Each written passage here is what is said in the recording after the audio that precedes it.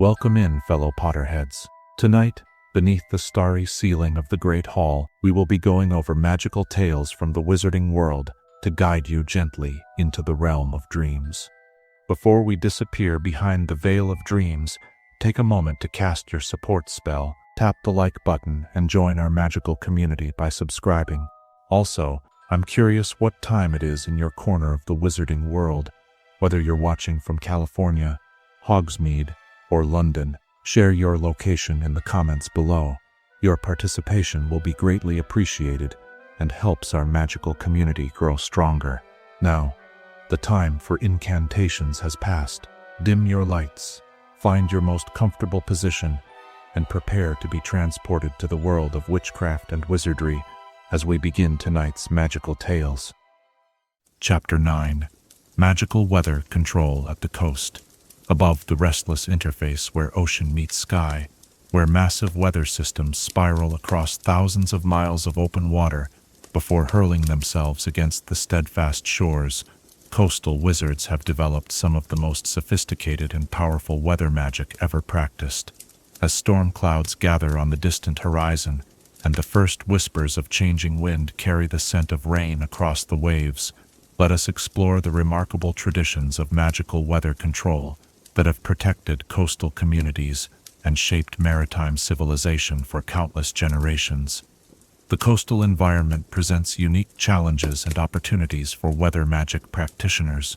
Unlike inland regions where weather systems develop gradually and follow relatively predictable patterns, coastal areas exist at the boundary between two vastly different atmospheric regimes: the stable, humid conditions over the ocean and the more variable climate patterns over land.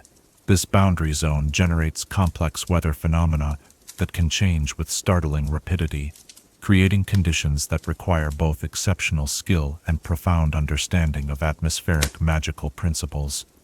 Weather magic at the coast begins with the fundamental recognition that the ocean itself is an active participant in all atmospheric processes. The vast thermal mass of seawater moderates temperature changes. The evaporation from ocean surfaces provides the moisture that feeds cloud formation, and the interaction between oceanic and terrestrial air masses creates the pressure differentials that drive wind patterns. Coastal weather wizards learn to work with these oceanic influences rather than against them, developing techniques that harness the sea's power to influence atmospheric conditions. Imagine yourself standing on a high cliff as a powerful storm system approaches from the distant ocean, watching walls of dark clouds that tower miles into the sky, while lightning flickers in their depths like captured starlight. The experienced coastal weather wizard observes not only the visible aspects of the approaching storm, but also the magical currents that flow through the atmospheric disturbance, streams of magical energy that spiral through the cloud formations, patterns of magical pressure that correspond to the meteorological forces driving the storm's development. The practice of storm steering represents one of the most dramatic applications of coastal weather magic. Rather than attempting to dissipate or destroy dangerous weather systems, approaches that often prove both ineffective and environmentally harmful, skilled practitioners learn to influence storm paths, directing dangerous systems away from populated areas or toward regions where their rain and wind will provide beneficial rather than destructive effects. Storm steering requires extensive preparation and collaborative effort, as the magical forces involved exceed what any individual practitioner can safely manage alone. Coastal communities maintain networks of weather wizards who can coordinate their efforts across hundreds of miles of coastline, working together to create the large-scale magical influences necessary to alter storm trajectories.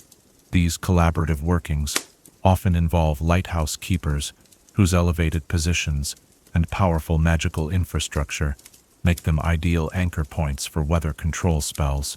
The ethical dimensions of storm steering present complex challenges that have shaped coastal magical law and tradition for centuries. Deflecting a storm from one area inevitably means directing it toward another, raising questions about the rights and responsibilities of magical practitioners who possess the power to influence weather patterns that affect vast regions. Coastal magical communities have developed elaborate protocols for storm steering decisions, requiring consultation with affected populations and consideration of the broader environmental implications of weather modification. Wind magic forms the foundation of most coastal weather control techniques, as wind patterns serve as both the driving force behind weather development and the most readily controllable aspect of atmospheric conditions. Coastal wind patterns exhibit characteristics that make them particularly responsive to magical influence. The regular alternation between onshore and offshore breezes creates natural rhythms that can be enhanced or modified through appropriate spellwork. The daily cycle of thermal winds provides coastal weather wizards with predictable opportunities for magical intervention. As land surfaces heat more rapidly than water during daylight hours, the resulting pressure differences create onshore breezes that can be magically enhanced to provide cooling relief during hot weather, or strengthened to power wind-driven magical devices. Evening offshore breezes, created as land surfaces cool more rapidly than the ocean, can be directed to carry away pollution, disperse dangerous magical emanations, or provide favorable conditions for maritime travel. Fog magic represents another specialized branch of coastal weather control that has proven invaluable for both practical and defensive purposes. The natural tendency for fog to form over coastal waters provides weather wizards with abundant raw material for concealment and protective magic. Coastal communities have traditionally used magical fog banks to hide their settlements from hostile forces, while maritime traders employ fog magic to conceal valuable cargo from pirates and raiders. The creation and control of magical fog requires delicate manipulation of temperature and humidity conditions in the marine boundary layer, the zone of interaction between oceanic and atmospheric environments. By cooling humid air masses or increasing moisture content in cool air, practitioners can create fog banks that persist far longer than natural conditions would normally support. Advanced fog magic can even create selective fog that conceals chosen objects while leaving other areas clear, allowing friendly forces to maintain visibility while blinding potential enemies. Rain magic at the coast involves working with the abundant moisture available from ocean evaporation to create precipitation when and where it is needed most. Coastal regions naturally receive more rainfall than many inland areas, but the distribution of this precipitation often proves uneven, with some areas receiving excessive moisture, while others experience drought conditions even within sight of the ocean. Coastal rain magic typically focuses on redistribution rather than creation, moving moisture from areas of abundance to regions experiencing water shortages. This approach works with natural processes rather than attempting to force unnatural weather patterns, resulting in more stable and sustainable outcomes. The techniques involved require sophisticated understanding of atmospheric circulation patterns and the ability to influence air mass movements across large geographic areas. The most challenging aspect of coastal rain magic involves timing precipitation to avoid interference with other weather control efforts or natural weather patterns. Rain called during inappropriate conditions can disrupt storm steering efforts, interfere with wind magic workings, or create atmospheric instabilities that generate more severe weather problems than those the original precipitation was intended to solve. Hurricane and typhoon management represents the ultimate test of coastal weather magic skills, involving weather systems of such enormous scale and power that they challenge the capabilities of even the most experienced practitioners. These massive storm systems carry energies equivalent to hundreds of magical explosions, making direct confrontation both impossible and inadvisable. Instead, coastal weather wizards focus on subtle influences that can reduce storm intensity or alter storm paths to minimize damage to populated areas. The magical approaches to hurricane management typically involve working with the storm's natural energy flows rather than opposing them directly. By creating small alterations in the atmospheric conditions ahead of or around a storm system, practitioners can influence how the storm develops and moves without attempting to control its massive energies directly.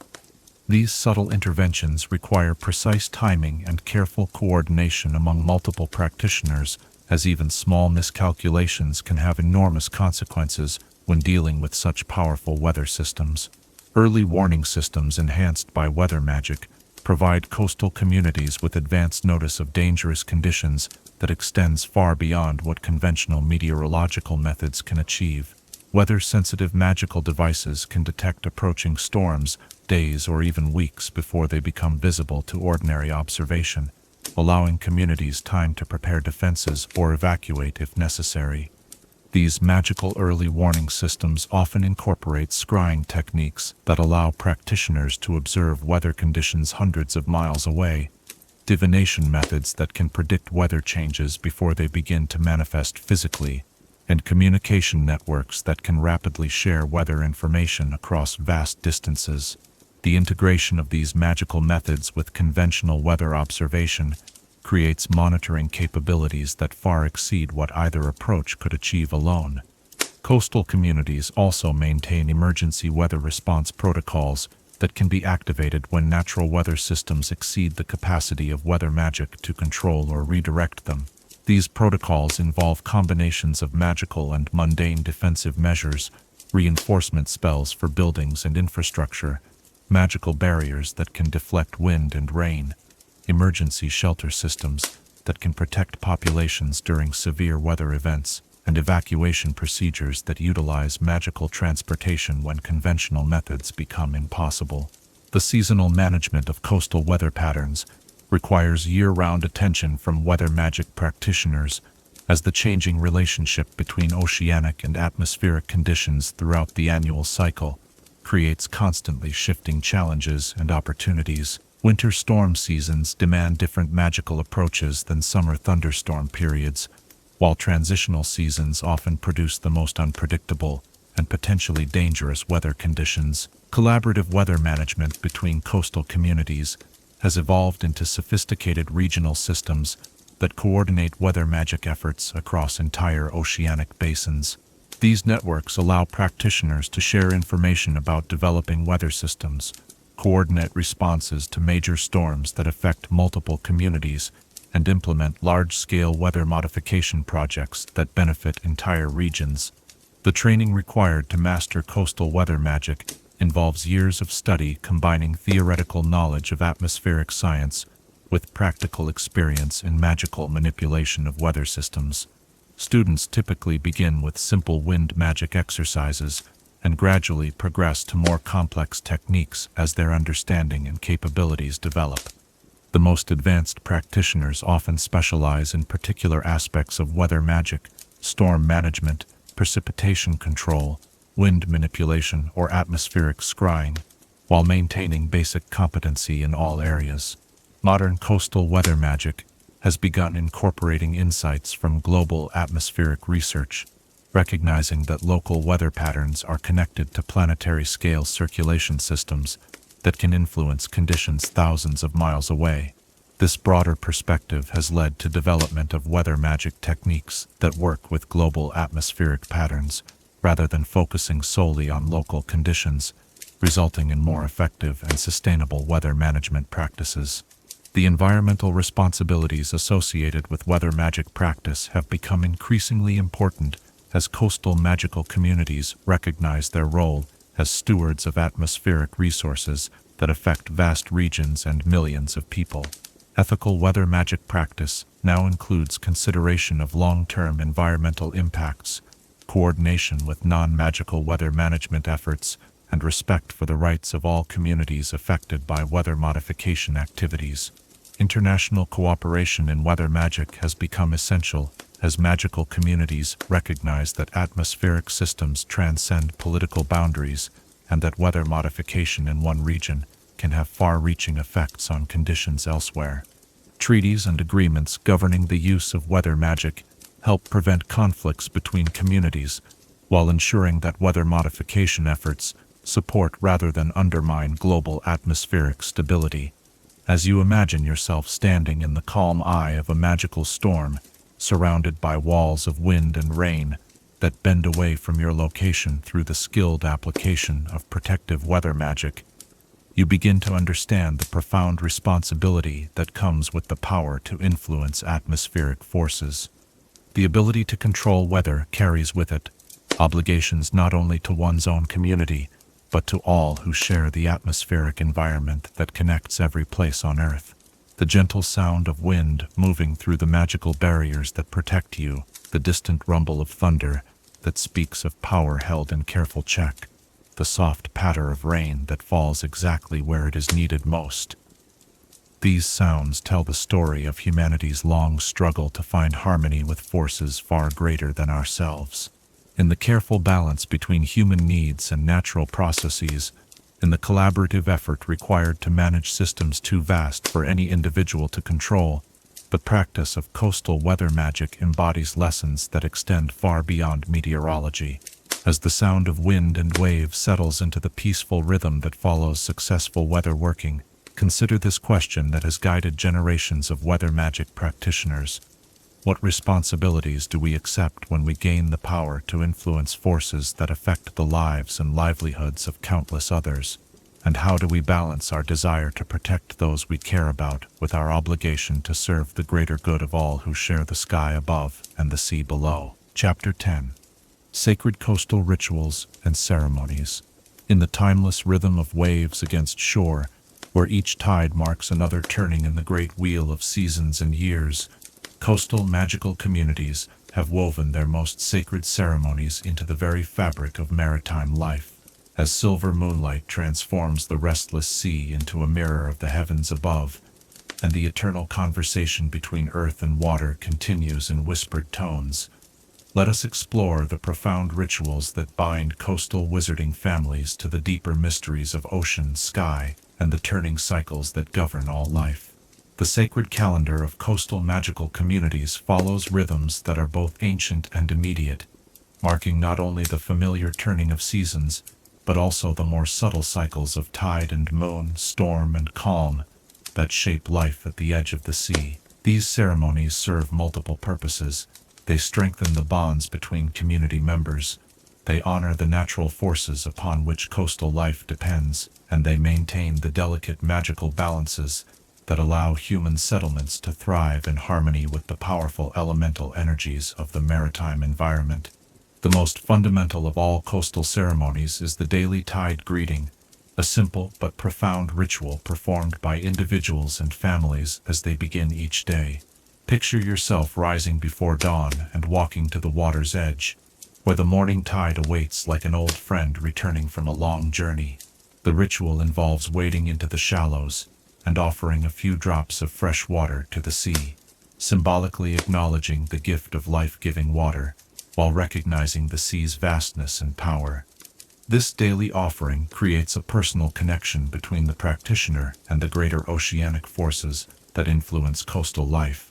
Over time, regular participation in the tide greeting develops sensitivity to the subtle changes in tidal energy that signal weather changes, seasonal transitions, and other natural phenomena important to coastal living. Many practitioners report that this daily ritual becomes a form of moving meditation that centers and prepares them for whatever challenges the day might bring. The new moon blessing represents one of the most widespread and significant ceremonies in coastal magical tradition, performed during the 3 nights surrounding each new moon. This ritual involves entire communities gathering on beaches and clifftops to honor the beginning of each lunar cycle. Participants bring offerings of shells, sea glass, and handcrafted items that they place in the shallow water, allowing the tide to carry their gifts back to the deeper sea.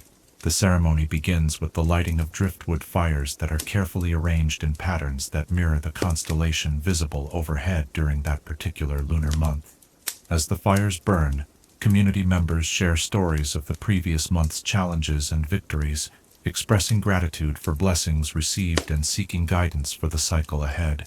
The ritual concludes with a period of silent meditation as participants stand in the shallow water, feeling the gentle pull of waves around their ankles, while opening their hearts to receive whatever insights the new lunar cycle might bring.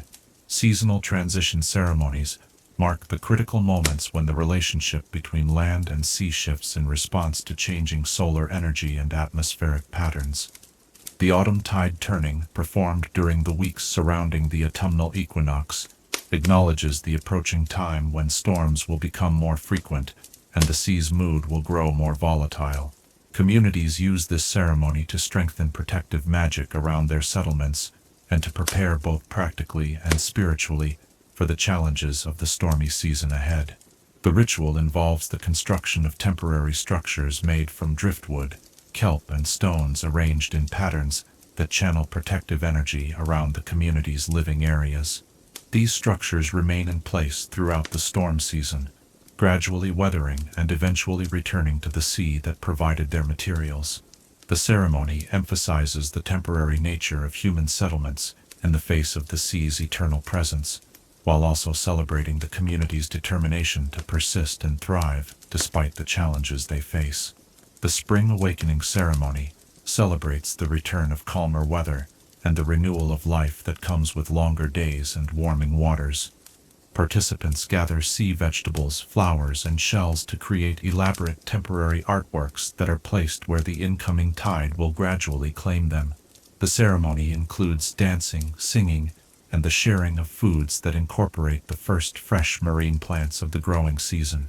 Children play special roles in Spring Awakening ceremonies, as their energy and enthusiasm are believed to attract the favorable conditions needed for successful fishing, safe travel, and abundant marine harvests in the year ahead.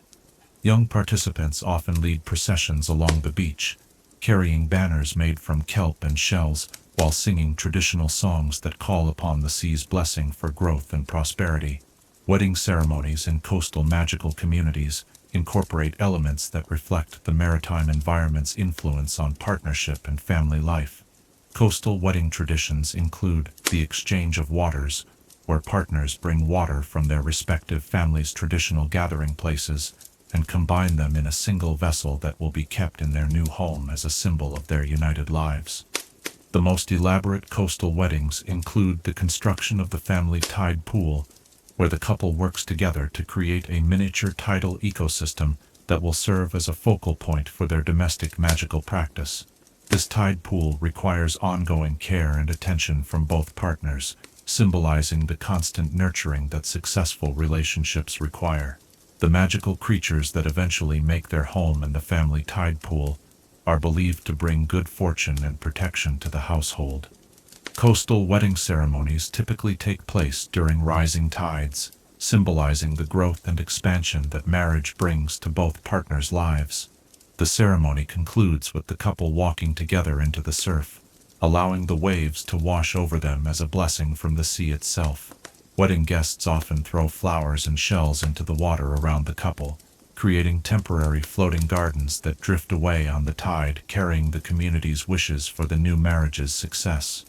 Coming-of-age ceremonies for young coastal wizards involve tests and challenges that demonstrate mastery of the skills necessary for adult participation in maritime magical life. The traditional trial of deep waters requires young people to spend a full day and night alone on a small island or isolated stretch of beach, using only basic magical skills to provide for their needs, while demonstrating their ability to work harmoniously with coastal magical forces. During this trial, participants must gather their own food from tide pools and shore vegetation, create shelter using materials provided by the sea, and maintain a magical fire that burns without conventional fuel throughout the night. The trial concludes when the young person successfully calls a specific type of seabird to their location using vocal magic, demonstrating their connection to the coastal ecosystem and their readiness to take on adult responsibilities. The most advanced coming-of-age trials include underwater challenges that test swimming ability, breath control, and magical skill in the marine environment. Participants must retrieve specific objects from underwater locations, communicate with marine magical creatures, and demonstrate their ability to work magic while submerged. These challenging tests ensure that newly recognized adults possess the skills necessary to contribute meaningfully to their community's maritime activities. Funeral rites in coastal communities honor the sea's role as the ultimate destination for all water, and by extension, all life. The traditional sea return ceremony involves preparing the deceased with oils and herbs that will nourish marine life, wrapping them in shrouds woven from kelp and other sea plants, and placing them in specially constructed boats that are allowed to drift away on outgoing tides. These funeral boats are works of art as well as sacred vessels, decorated with shells, sea glass, and personal items that reflect the deceased's life and interests. The boats are designed to gradually dissolve in the salt water, returning both vessel and occupant to the sea that gave life to all coastal communities. Family members and friends often follow the funeral boat in their own vessels, for as long as practical, singing traditional songs that celebrate the deceased's life, while acknowledging the sadness of separation. Memorial ceremonies held on the anniversary of deaths often involve the creation of temporary shrines in tide pools or on beaches, where family members place offerings and share memories of their loved ones. These shrines are designed to be claimed by the tide, symbolizing the ongoing connection between the living and the dead through the eternal waters that connect all coastal places. Community protection rituals performed during times of crisis or external threat involve the entire population in creating magical defenses that utilize the coastal environment's natural protective qualities. The Great Warding Ceremony requires participants to walk the entire perimeter of their settlement during low tide, placing blessed stones and shells at regular intervals to create a protective barrier that will be energized by each subsequent tide. These community protection rituals often involve the cooperation of local magical marine creatures who are invited to participate through offerings of their preferred foods and respectful requests for assistance. Dolphins, magical fish, and even some types of beneficial sea spirits can be convinced to help maintain protective barriers around coastal settlements, creating defense systems that are far more powerful than anything human magic alone could achieve. Seasonal fishing ceremonies mark the beginning and end of major fishing periods, ensuring that marine harvests are conducted in ways that maintain ecological balance while providing for community needs. The opening of the waters ceremony involves community leaders casting special nets made from blessed materials into traditional fishing areas, symbolically requesting permission from the sea and its inhabitants to take what is needed for survival. These fishing ceremonies include strict quotas and harvesting guidelines that are both magically and practically enforced, ensuring that fishing activities do not deplete marine resources or interfere with the breeding cycles of important species. The closing of the waters ceremony at the end of each fishing season involves returning a portion of the catch to the sea as an offering of gratitude, along with promises to respect the marine environment during the upcoming rest period. Healing ceremonies specific to coastal communities often involve immersion in specially prepared seawater that has been charged with healing energy through moonlight exposure, herbal additives, and healing spells cast by experienced magical healers. These healing baths can address both physical ailments and spiritual imbalances, drawing upon the sea's natural purifying and regenerating properties. The most powerful healing ceremonies involve entire communities creating healing circles around tide pools that have been prepared specifically for therapeutic purposes. Community members contribute their own healing energy to strengthen the therapeutic effects, while the patient floats in the warm, magically charged water surrounded by the loving support of their neighbors and friends. Weather blessing ceremonies performed before the beginning of storm seasons involve elaborate collaborative rituals designed to encourage favorable weather conditions and minimize the damage caused by inevitable severe weather events.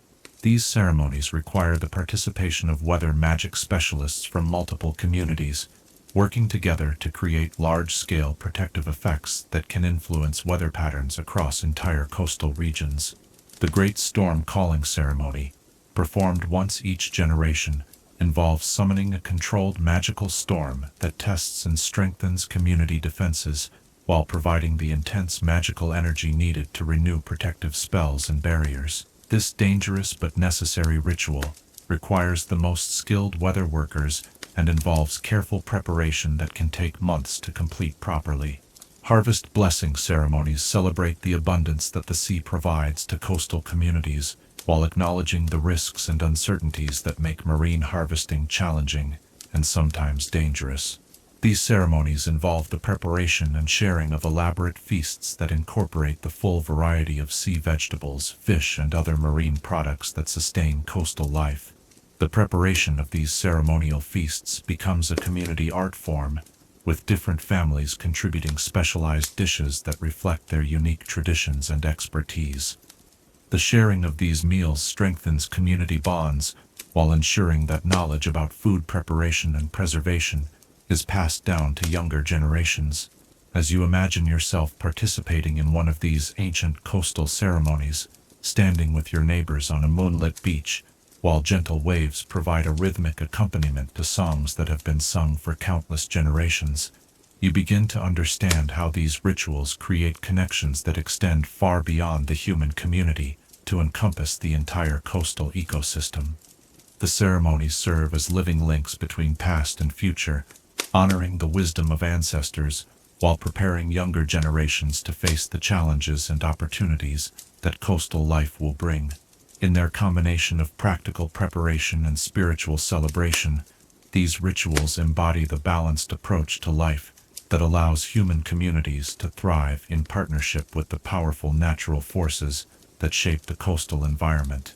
In the gentle sound of voices raised in tradition, or songs, in the soft splash of offerings being accepted by receptive waves, in the warm glow of ceremonial fires reflecting off wet sand and laughing faces, the ancient partnership between human community and oceanic power continues to evolve and strengthen, as the peaceful conclusion of imagined ceremony settles over your awareness like a comfortable blanket, bringing with it the deep satisfaction that comes from meaningful participation in something larger than individual concerns. Consider his question that has guided coastal communities for millennia. How do the rituals that connect us to the natural world change us as individuals and communities? And what wisdom do these ancient ceremonies offer for creating harmony between human aspirations and the eternal rhythms of earth and sea? Chapter 11. Sunken magical treasures and lost cities. Beneath the restless waves that dance under starlight, where ancient currents carry whispers of civilizations that once flourished above the tide line, lie treasures and ruins that speak to the impermanence of human ambition and the eternal patience of the sea. As we peer through the dark waters that conceal mysteries older than recorded history, let us explore the remarkable legacy of magical cities claimed by rising waters and the precious artifacts that rest in underwater vaults, waiting for brave souls to discover their secrets. The ocean floor serves as a vast archive of magical history, preserving beneath layers of sand and silt the remnants of communities that thrived when sea levels were lower, or when geological catastrophes reshaped entire coastlines in moments of terrible transformation. These underwater archaeological sites contain not only the physical remains of lost civilizations, but also concentrations of magical energy that accumulated over centuries of spellcasting and ritual practice, creating underwater magical fields that continue to influence the marine environment thousands of years after their creators vanished beneath the waves. The most famous of the sunken magical cities is Lemuria Maritima, a vast underwater metropolis that once served as the greatest center of maritime magical learning in the ancient world. According to the fragmentary records that survive in the archives of the oldest coastal magical libraries, Lemuria Maritima was deliberately submerged by its inhabitants when they foresaw an approaching catastrophe that would have destroyed their civilization. Rather than allow their accumulated knowledge to be lost, the city's most powerful wizards performed a great working that transformed their entire settlement into an underwater preserve, where their libraries, laboratories, and magical infrastructure could survive beneath protective domes of crystallized seawater. Imagine descending through layers of increasingly deep water, following guides of bioluminescent fish toward the faint glow that marks the city's boundaries. As you approach the ancient metropolis, the first structures that become visible are the great lighthouse towers that once guided ships to the city's harbors and now serve as beacons for underwater explorers. These towers, their magical flames still burning after millennia of submersion, cast dancing patterns of light across buildings constructed from materials that seem to absorb and reflect illumination in ways that ordinary stone cannot achieve. The preservation magic that protects Lemuria Maritima has created an environment where visitors can move through air-filled corridors and chambers as easily as if they were on dry land. The city's environmental control systems, powered by geothermal vents and tidal energy collectors, maintain comfortable temperatures and breathable atmospheres within the protective barriers that keep the ocean's crushing depths at bay. These magical life support systems represent technological achievements that modern magical engineering has yet to duplicate, offering tantalizing glimpses of the sophistication reached by ancient maritime civilizations. The Great Library of Lemuria Maritima contains the most extensive collection of maritime magical texts ever assembled, with scrolls and codices written on materials specially designed to withstand underwater storage. The library's reading rooms, illuminated by formations of magical crystal that respond to visitors' presence, provide access to knowledge about weather magic, underwater construction, marine creature communication, and dozens of other specializations that have been largely lost to modern practitioners. Scholars who have been privileged to study in the underwater library report discovering magical techniques that solve problems that have puzzled contemporary researchers for decades. Ancient methods for purifying contaminated water, spells for communicating across vast oceanic distances, and rituals for establishing harmony between human settlements and marine magical ecosystems offer insights that could revolutionize modern coastal magical practice. However, the city's protective systems limit access to these treasures, allowing only visitors who demonstrate both genuine scholarly intent and deep respect for the knowledge they seek to encounter. The residential districts of Lemuria Maritima provide fascinating insights into how advanced magical civilizations adapted to underwater living. Individual homes feature gardens of magical sea plants that provide both food and aesthetic beauty, while communal spaces include theaters where magical performances are enhanced by three-dimensional water effects, and markets where exotic goods from across the ancient magical world are still displayed in stasis fields that preserve them in perfect condition.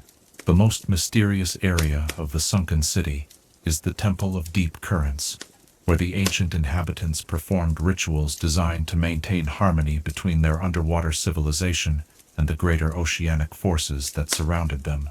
The temple's ceremonial chambers contain artifacts whose purpose remains unclear even to modern magical researchers: crystalline formations that seem to pulse with their own heartbeat, pools of water that flow upward in defiance of gravity, and musical instruments that produce sounds capable of calling magical marine creatures from distances of hundreds of miles.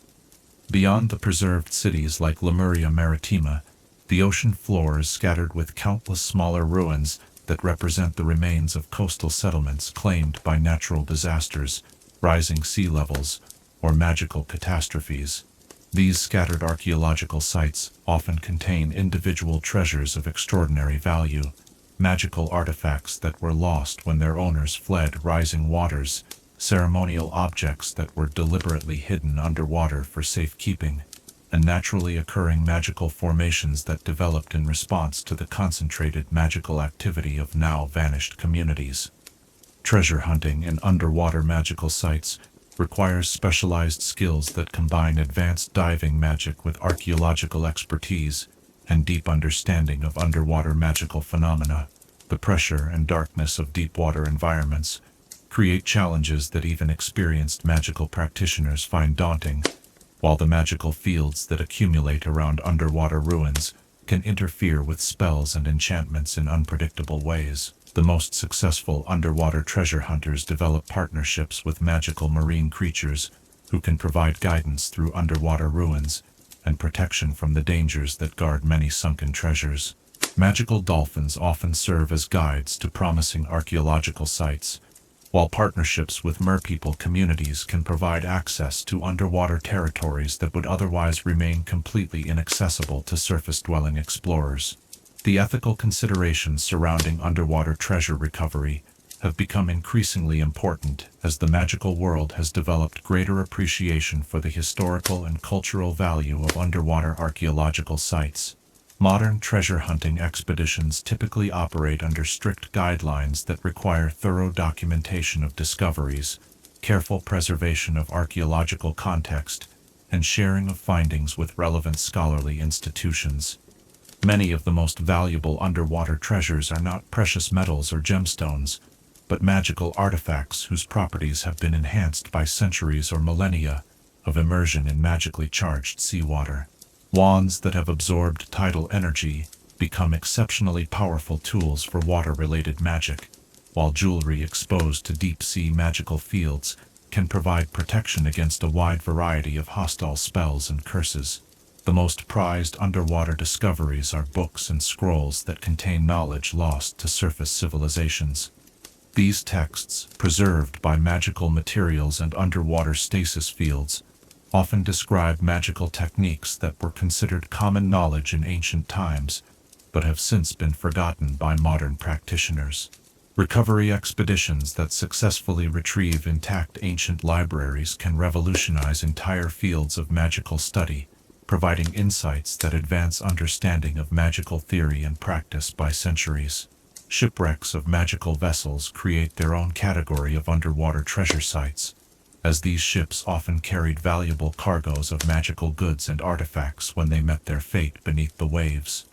Magical ships were typically constructed with preservation spells designed to protect their contents even in the event of sinking, creating underwater vaults that can maintain their treasures in perfect condition for extraordinary periods of time. The most legendary of sunken magical ships is the merchant vessel Arcanum's Pride, which disappeared during a trading voyage between magical communities more than 800 years ago. The ship was reportedly carrying a cargo of rare magical materials, experimental magical devices, and a library of spellbooks collected from magical traditions across the known world. Numerous expeditions have searched for the wreck, but its location remains one of the ocean's most closely guarded secrets. Recent discoveries have revealed that some shipwrecks serve as anchors for underwater magical ecosystems that develop around the concentrated magical energy contained in sunken cargoes. These shipwreck reefs support unique communities of magical marine life that cannot be found in any other environment, creating living laboratories where researchers can study the long-term effects of magical artifacts on marine ecosystems. The technology of underwater exploration has advanced significantly as magical communities have developed greater interest in maritime archaeology and treasure recovery. Modern underwater expeditions employ sophisticated magical equipment that can maintain life support systems at great depths, provide illumination in the absolute darkness of deep water, and protect explorers from the magical hazards that guard many underwater sites. Diving bells enhanced with expansion charms can provide mobile underwater bases that allow exploration teams to spend extended periods investigating underwater ruins without the need to surface frequently.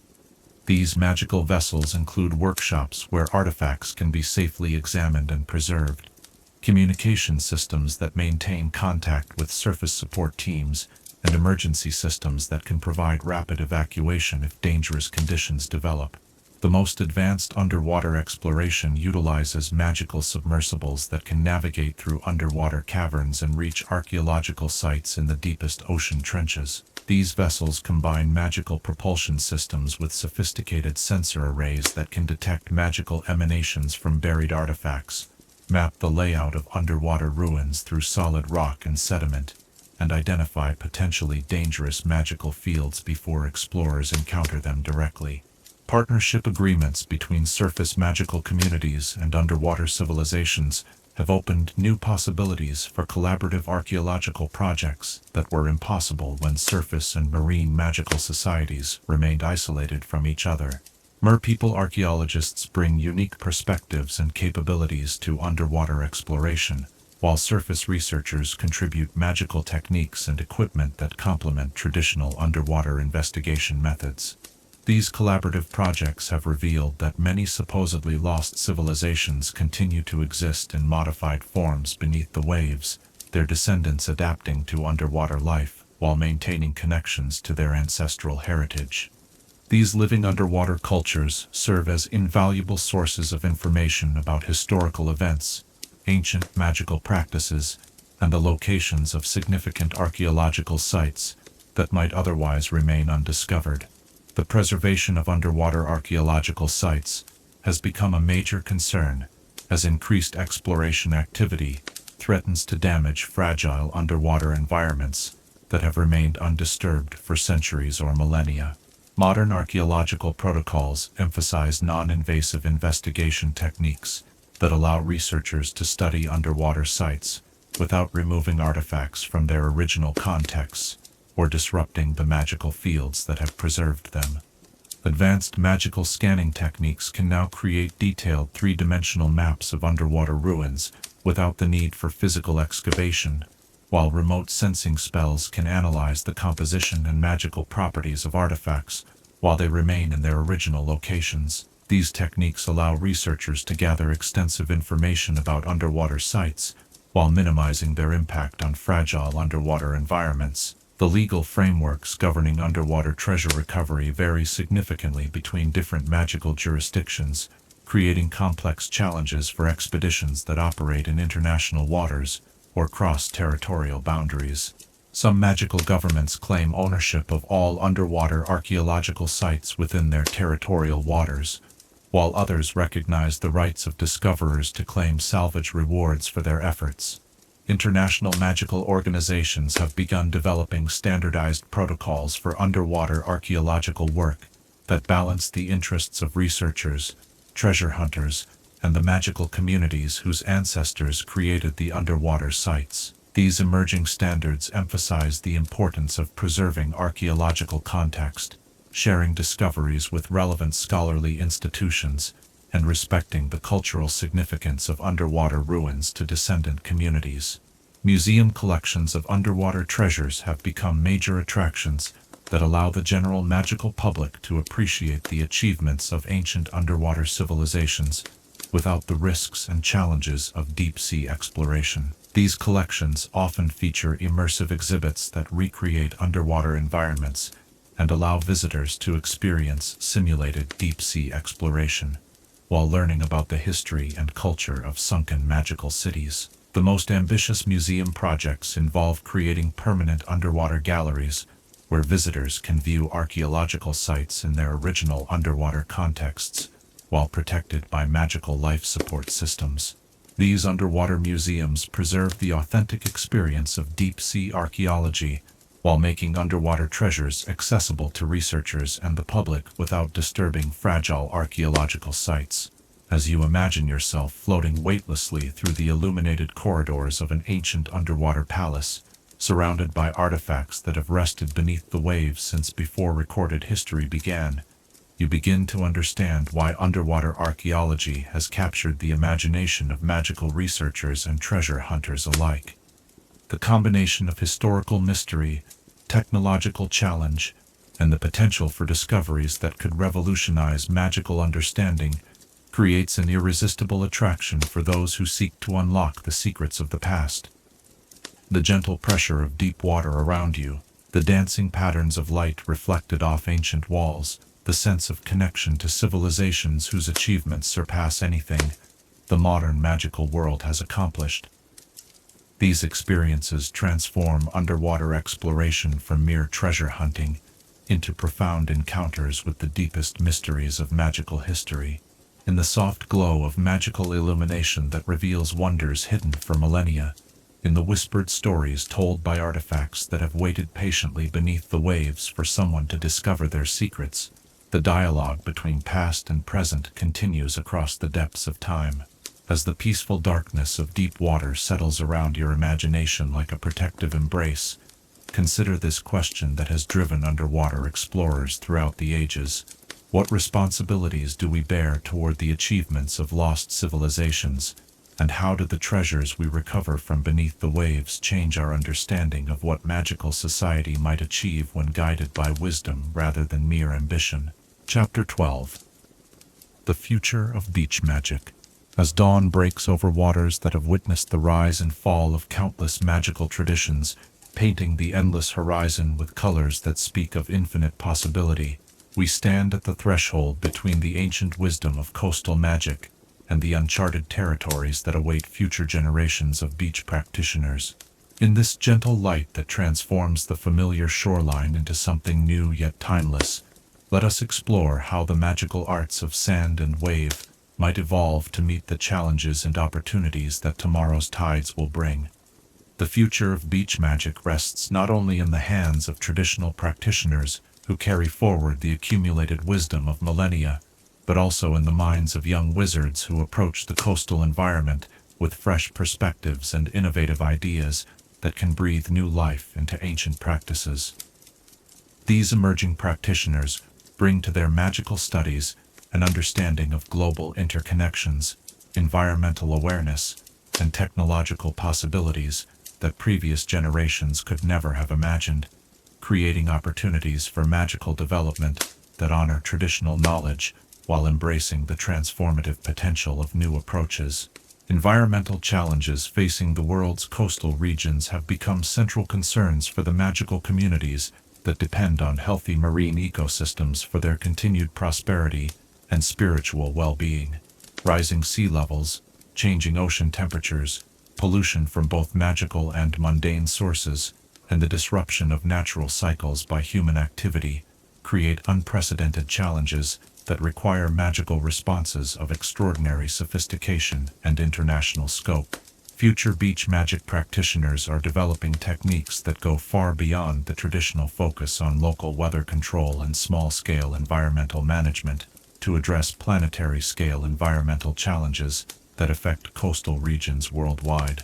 These emerging magical approaches recognize that local coastal conditions are inseparably connected to global oceanic and atmospheric systems, requiring magical interventions that coordinate across vast distances and multiple magical communities working in unprecedented collaboration. Climate adaptation magic represents one of the most promising areas of development in future beach magic practice. Rather than attempting to resist or reverse environmental changes that are already underway, these new approaches focus on helping coastal magical communities adapt to changing conditions while maintaining the essential character and magical potency of their traditional practices. Imagine magical infrastructure that can adjust automatically to changing sea levels, raising entire coastal settlements during periods of high water, while lowering them during droughts, to maintain optimal relationships with tidal energy sources.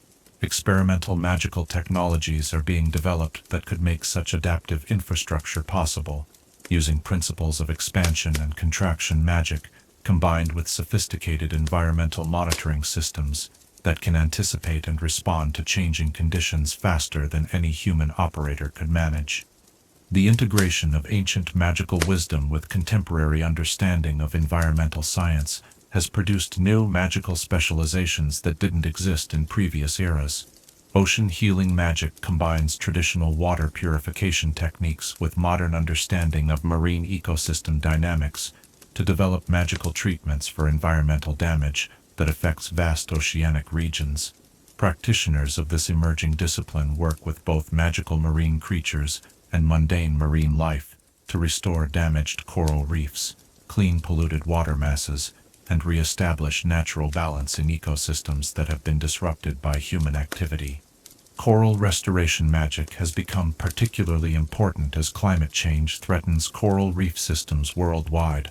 Magical practitioners are developing techniques that can accelerate coral growth, enhance coral resistance to warming waters, and even create entirely new types of magical coral that can thrive in environmental conditions that would be fatal to natural coral species. These magical coral varieties serve not only as habitat for marine life, but also as focal points for magical energy that can support underwater magical communities and enhance the magical properties of coastal regions. The development of sustainable magical practices has become a central concern for future beach magic practitioners who recognize that traditional approaches to magical resource utilization may not be sustainable in a world facing unprecedented environmental pressures. New techniques for harvesting magical materials from marine environments emphasize regenerative practices that enhance rather than deplete the natural systems from which they draw their power. Kelp farming using magical enhancement techniques allows practitioners to cultivate marine magical plants in managed underwater gardens that produce higher yields than natural systems while requiring less space and creating less environmental impact. These magical aquaculture operations often incorporate partnerships with marine magical creatures who contribute their labor and expertise in exchange for portions of the harvest and protection from environmental threats. The restoration of damaged magical ecosystems has become a major focus of collaborative projects between surface and underwater magical communities. These restoration efforts often involve reintroducing species of magical marine life that have become extinct in particular regions, re-establishing magical energy flows that have been disrupted by environmental changes, and creating new protected areas where damaged ecosystems can recover without interference from further human activity. International cooperation in beach magic has reached levels of sophistication that previous generations would have found impossible to imagine. Global networks of coastal magical practitioners now share information about weather patterns, marine conditions, and magical phenomena across entire oceanic basins, creating early warning systems for environmental threats that can affect coastal regions thousands of miles away. These international magical networks utilize communication techniques that combine traditional methods like lighthouse signaling with innovative magical technologies that can transmit complex information instantaneously across unlimited distances. Magical practitioners in one coastal region can now provide real-time assistance to colleagues facing environmental emergencies on the opposite side of the world, creating global response capabilities that multiply the effectiveness of local magical resources.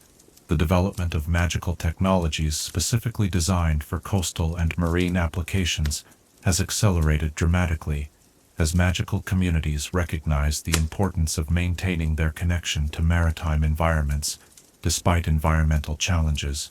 Underwater magical laboratories allow researchers to conduct experiments and develop new techniques while remaining permanently submerged in the marine environments they study.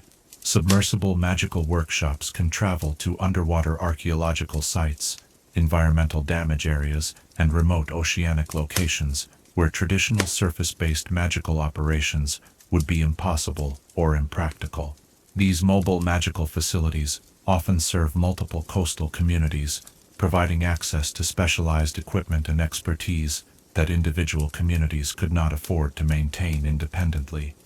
Weather prediction and management technologies have evolved far beyond traditional coastal weather magic to encompass magical systems that can model and influence weather patterns across entire oceanic basins.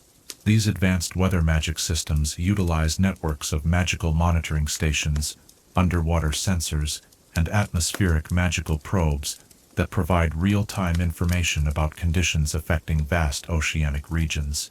The most sophisticated of these weather management systems can coordinate weather modification efforts across multiple continents, allowing magical practitioners to manage large-scale weather patterns that affect global climate conditions. Such systems require unprecedented levels of international cooperation and careful coordination to prevent unintended consequences that could affect regions far from the intended target areas.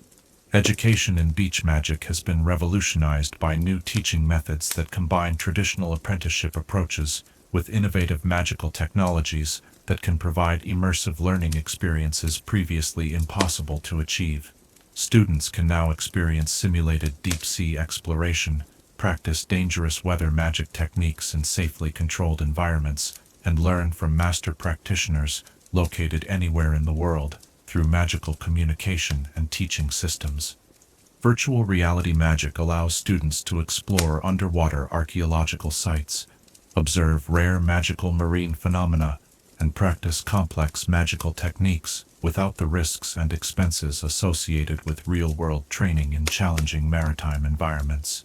These educational technologies supplement rather than replace traditional hands-on training, providing students with broader exposure to coastal magical practices while maintaining the personal mentorship relationships that are essential for developing true expertise. The preservation of traditional beach magic knowledge has become increasingly important as older practitioners retire and environmental changes threaten to make some traditional practices obsolete. Digital magical archives are being created that can preserve not only written records of traditional techniques, but also the experiential knowledge, sensory information, and intuitive understanding that can only be fully transmitted through direct magical experience. These magical archives utilize sophisticated preservation spells that can maintain magical experiences in stasis for indefinite periods, allowing future generations of practitioners to learn from the preserved experiences of master practitioners, even centuries after their deaths.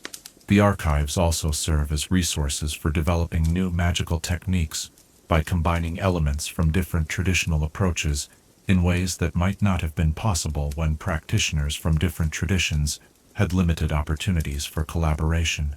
Research into the fundamental principles underlying beach magic has revealed connections between coastal magical practices and broader magical theories that suggest new possibilities for magical development. The relationship between tidal forces and magical energy flows appears to be part of larger patterns that affect magical practice in all environments, suggesting that insights gained from beach magic research could revolutionize magical practice in non-coastal regions as well. Theoretical magical research increasingly recognizes that the Earth's magical field exhibits characteristics similar to oceanic currents, with flows, eddies, and tidal patterns that affect magical practice everywhere. Beach magic practitioners, with their deep understanding of tidal magical phenomena, are uniquely positioned to contribute to this emerging understanding of global magical field dynamics. The integration of beach magic with other magical traditions has produced hybrid practices that combine the environmental awareness and adaptive flexibility of coastal magic with the specialized techniques of other magical disciplines. Magical healers are incorporating tidal rhythm awareness into their therapeutic approaches, while magical researchers are using coastal magical principles to develop new techniques for studying magical phenomena in laboratory settings. These hybrid approaches often prove more effective than traditional single-discipline methods, suggesting that the future of magical practice may involve much greater integration between different magical traditions than has been common in the past. Beach magic's emphasis on working with natural forces rather than attempting to dominate them provides valuable perspectives that can enhance magical practices in many different contexts. The role of magical marine creatures in future beach magic practice continues to evolve as communication and cooperation between human practitioners and underwater magical beings reaches new levels of sophistication. Joint research projects between human and merpeople magical researchers are producing insights that neither group could achieve working independently, while partnerships with magical dolphins and whales are opening new possibilities for long-distance oceanic exploration and communication. These interspecies magical partnerships are developing their own protocols and standards that ensure mutual benefit while respecting the different needs and perspectives of human and non-human magical beings. The success of these partnerships suggests that future magical practice may involve much greater cooperation between different magical species than has been traditional in the past. The development of sustainable magical tourism has become important for coastal magical communities that want to share their knowledge and practices with the broader magical world, while protecting their environments and traditions from damage caused by inappropriate or excessive visitation. Magical tourism operations now utilize magical technologies that can provide visitors with authentic coastal magical experiences while minimizing their impact on fragile coastal ecosystems. Educational magical tourism programs allow visitors to participate in traditional coastal magical practices under the guidance of experienced practitioners, providing cultural exchange opportunities that benefit both visitors and host communities, while generating income that supports the preservation of traditional magical knowledge and practices. As the morning light strengthens and the endless rhythm of waves continues its eternal conversation with the shore, you can sense the profound optimism that characterizes the future of beach magic.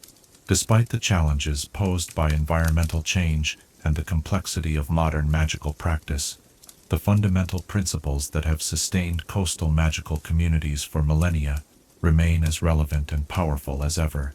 The adaptability that has always characterized successful coastal magic practice provides the foundation for developing magical responses to contemporary challenges, while the deep wisdom embedded in traditional practices offers guidance for navigating the complexities of an interconnected magical world.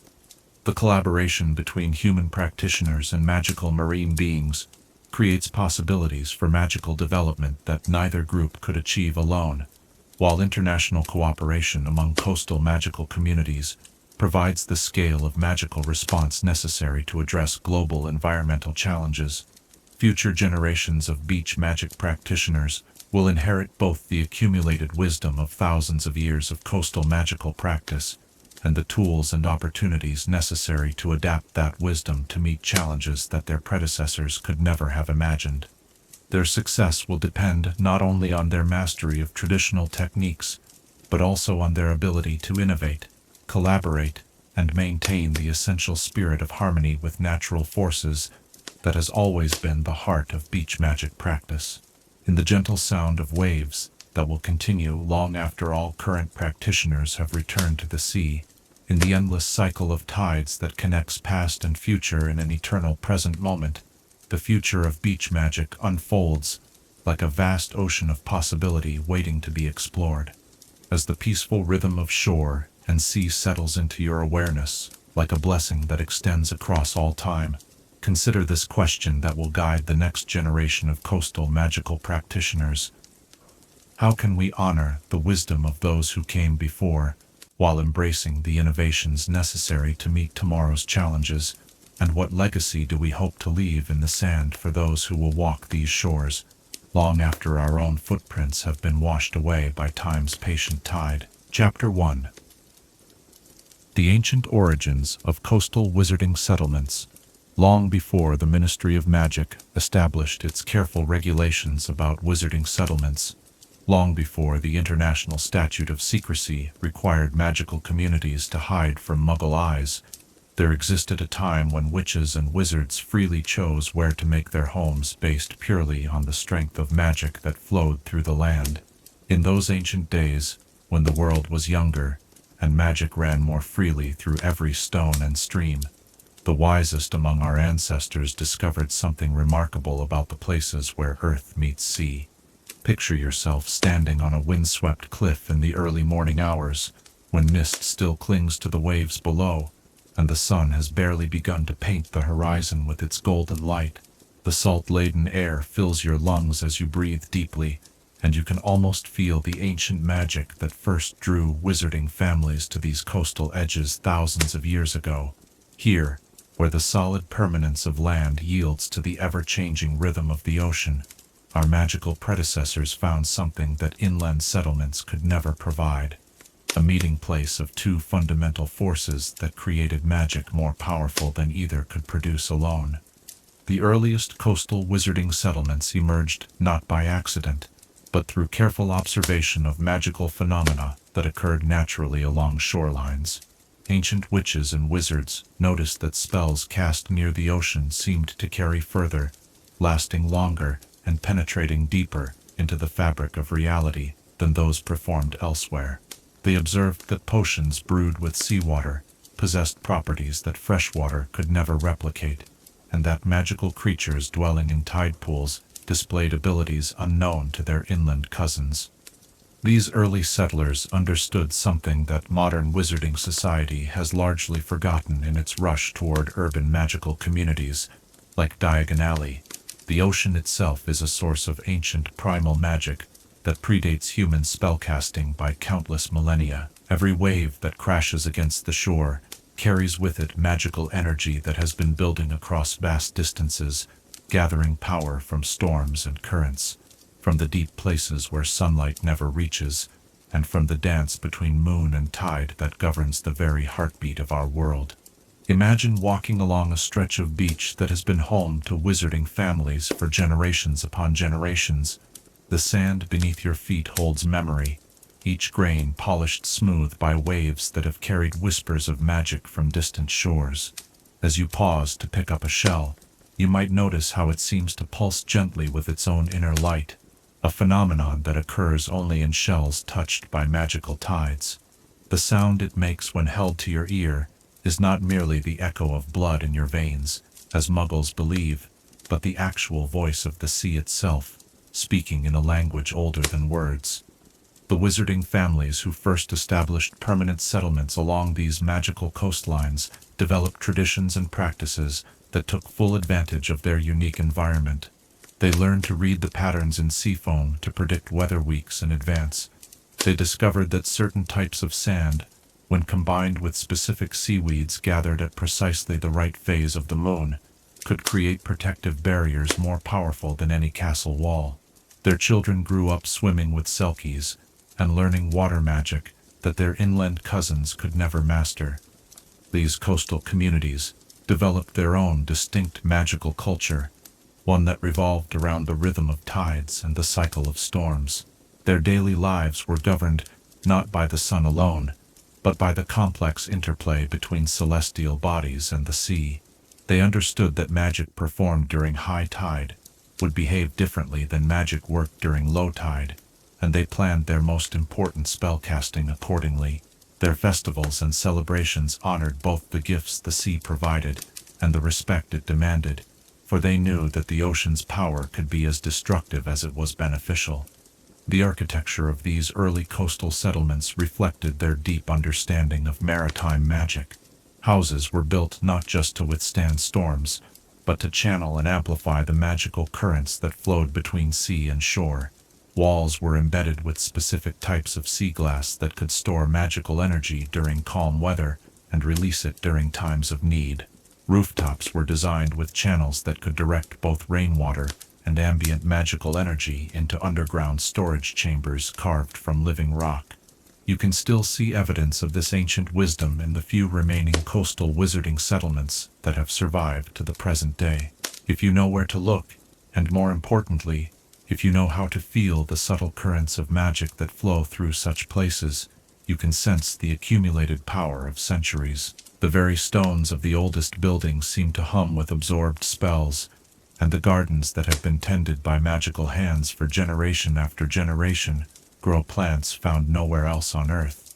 These early coastal wizards also understood the importance of forming alliances with the magical creatures that made the seas their home.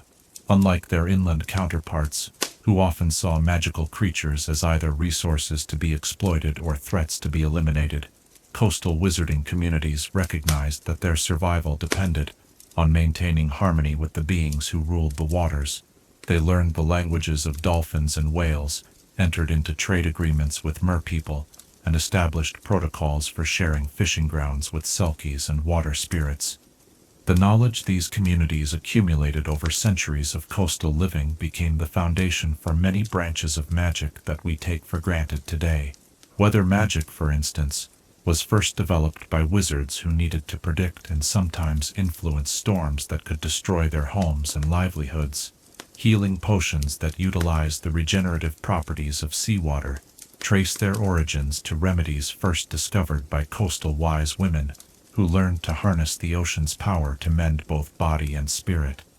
Navigation magic, too, owes its existence to the needs of coastal wizarding communities. The earliest magical maps were not of land routes but of sea lanes, carefully charted by wizards who understood that the ocean's currents carried more than just water.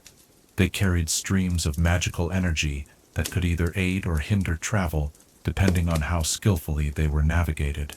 These ancient charts, inscribed on materials that could withstand both time and salt water, became the templates for all subsequent magical cartography.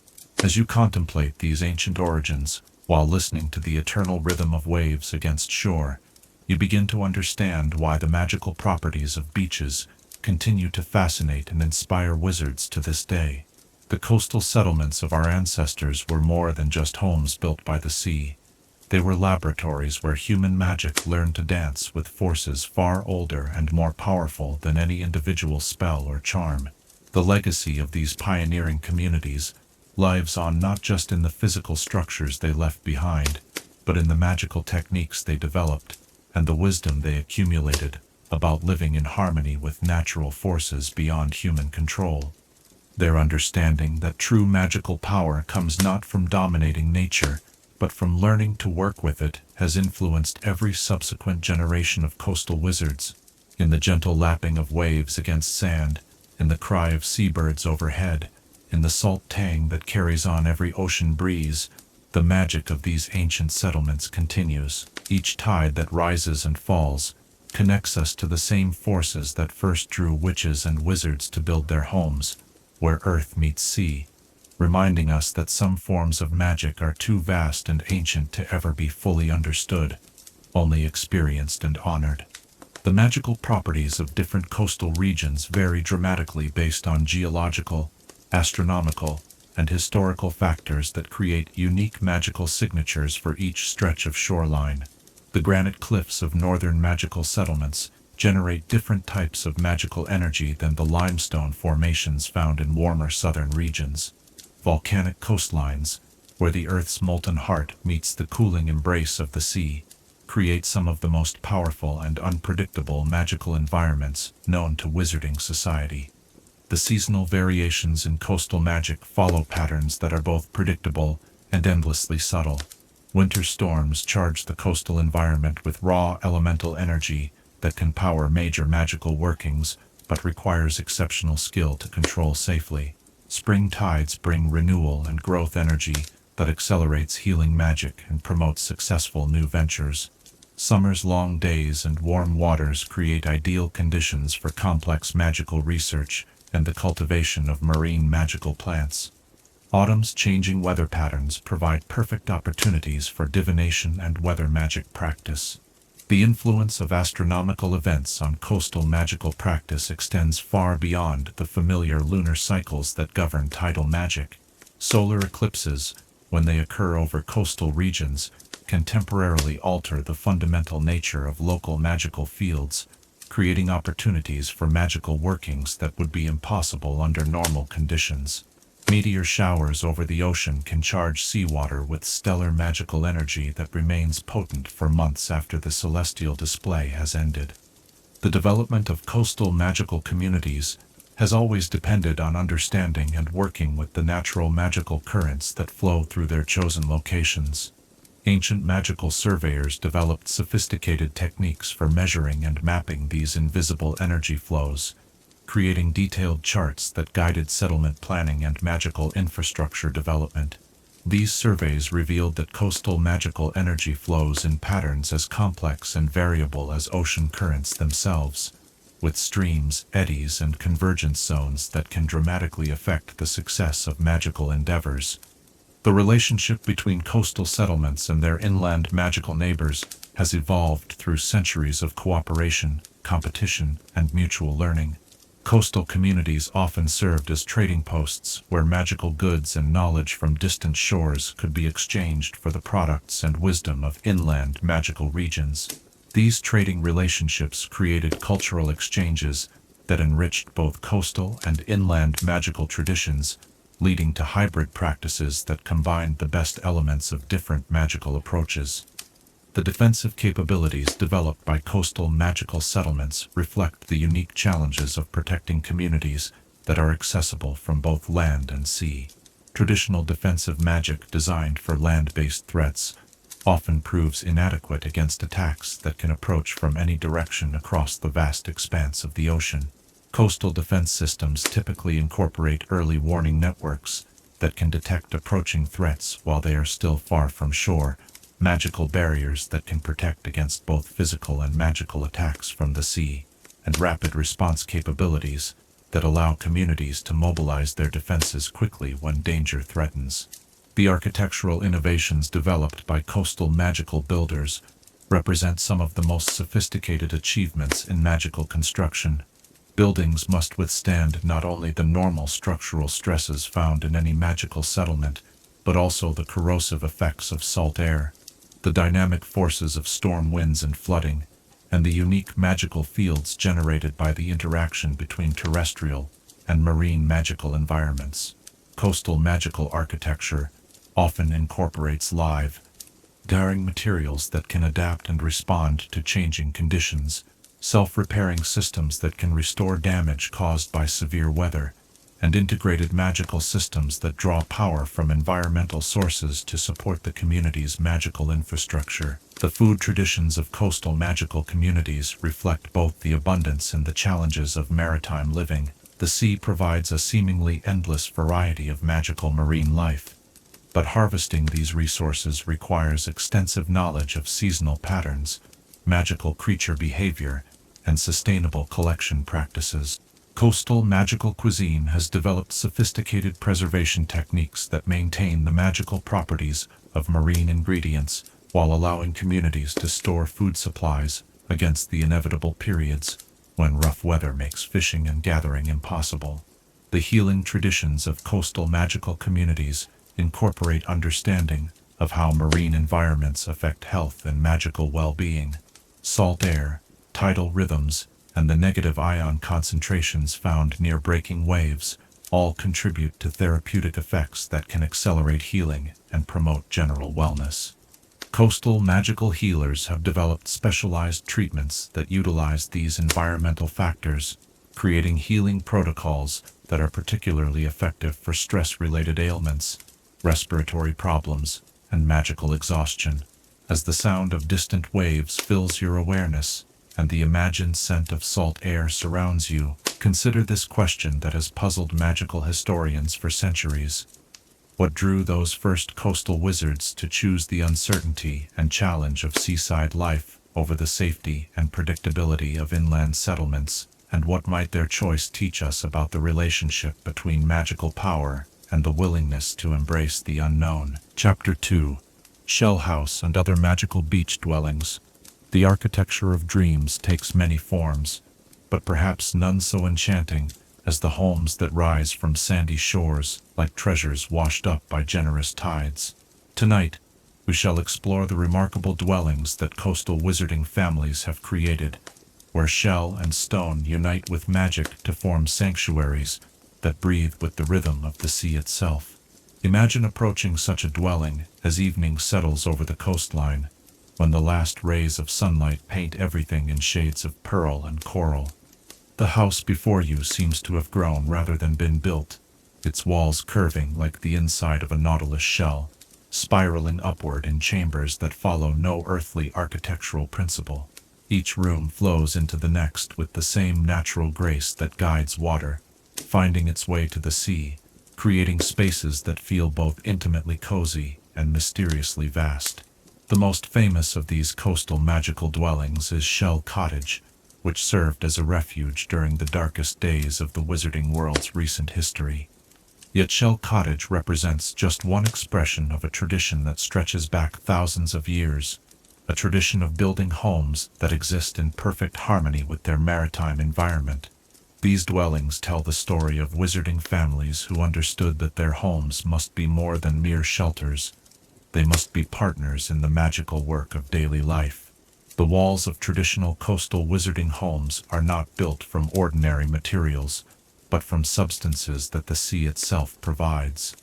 Blocks of compressed sand, held together by spells that mimic the natural process by which pressure and time create sandstone, form the basic structure. But it is the shells that make these homes truly magical. Each shell is carefully selected, not just for its beauty, but for its specific magical properties. Conch shells, with their spiral chambers, are prized for their ability to amplify and focus magical energy. Smaller shells are arranged in intricate patterns that serve as both decoration and functional magical circuits, channeling the ambient energy that flows between land and sea. Picture yourself running your hand along one of these shell-studded walls. The surface feels smooth and cool beneath your fingertips, but as you pause to examine the details, you notice that each shell seems to pulse gently with its own inner light. This is not mere decoration. It is a sophisticated magical system that has been perfected over generations of coastal living. The shells act as both collectors and distributors of magical energy, gathering power from the tides and redistributing it throughout the home as needed. The windows of coastal wizarding homes deserve special attention, for they represent one of the most ingenious adaptations to seaside living ever devised. Rather than ordinary glass, these windows are made from sea glass that has been naturally shaped by decades or even centuries of wave action. Each pane is unique, bearing the subtle imperfections and color variations that only the ocean's patient work can create. But these imperfections are not flaws. They are features that allow the windows to filter and transform the light that passes through them. When morning sunlight streams through these sea glass windows, It carries with it more than mere illumination. The light becomes charged with maritime magic, bathing the interior of the home in an atmosphere that promotes healing, creativity, and deep magical concentration. The blue-green tint that characterizes much sea glass has been known to calm anxiety and promote restful sleep, while the occasional piece of rare red or orange sea glass can energize and inspire those who bask in its filtered glow. The roofs of coastal wizarding homes present their own marvels of magical engineering, rather than simple tiles or thatch.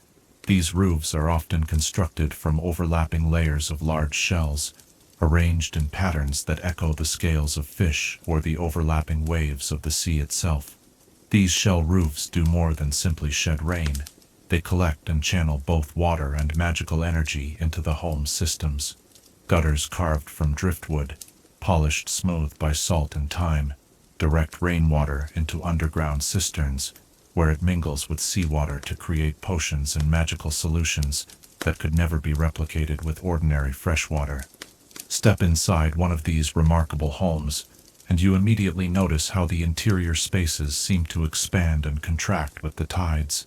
This is not an illusion, but a carefully planned magical effect that makes the most efficient use of space while maintaining a connection to the natural rhythms of the sea. During high tide, when magical energy flows most strongly, the rooms feel spacious and airy. During low tide, they become more intimate and cozy, perfect for quiet magical work or restful contemplation. The furniture in coastal wizarding homes reflects both the practical needs of seaside living and the aesthetic beauty of the maritime environment. Tables and chairs are often carved from driftwood that has been shaped by years of wave action into forms of surprising grace and strength. The wood itself retains magical properties from its long immersion in seawater, making it naturally resistant to decay and responsive to spells that involve water or weather magic.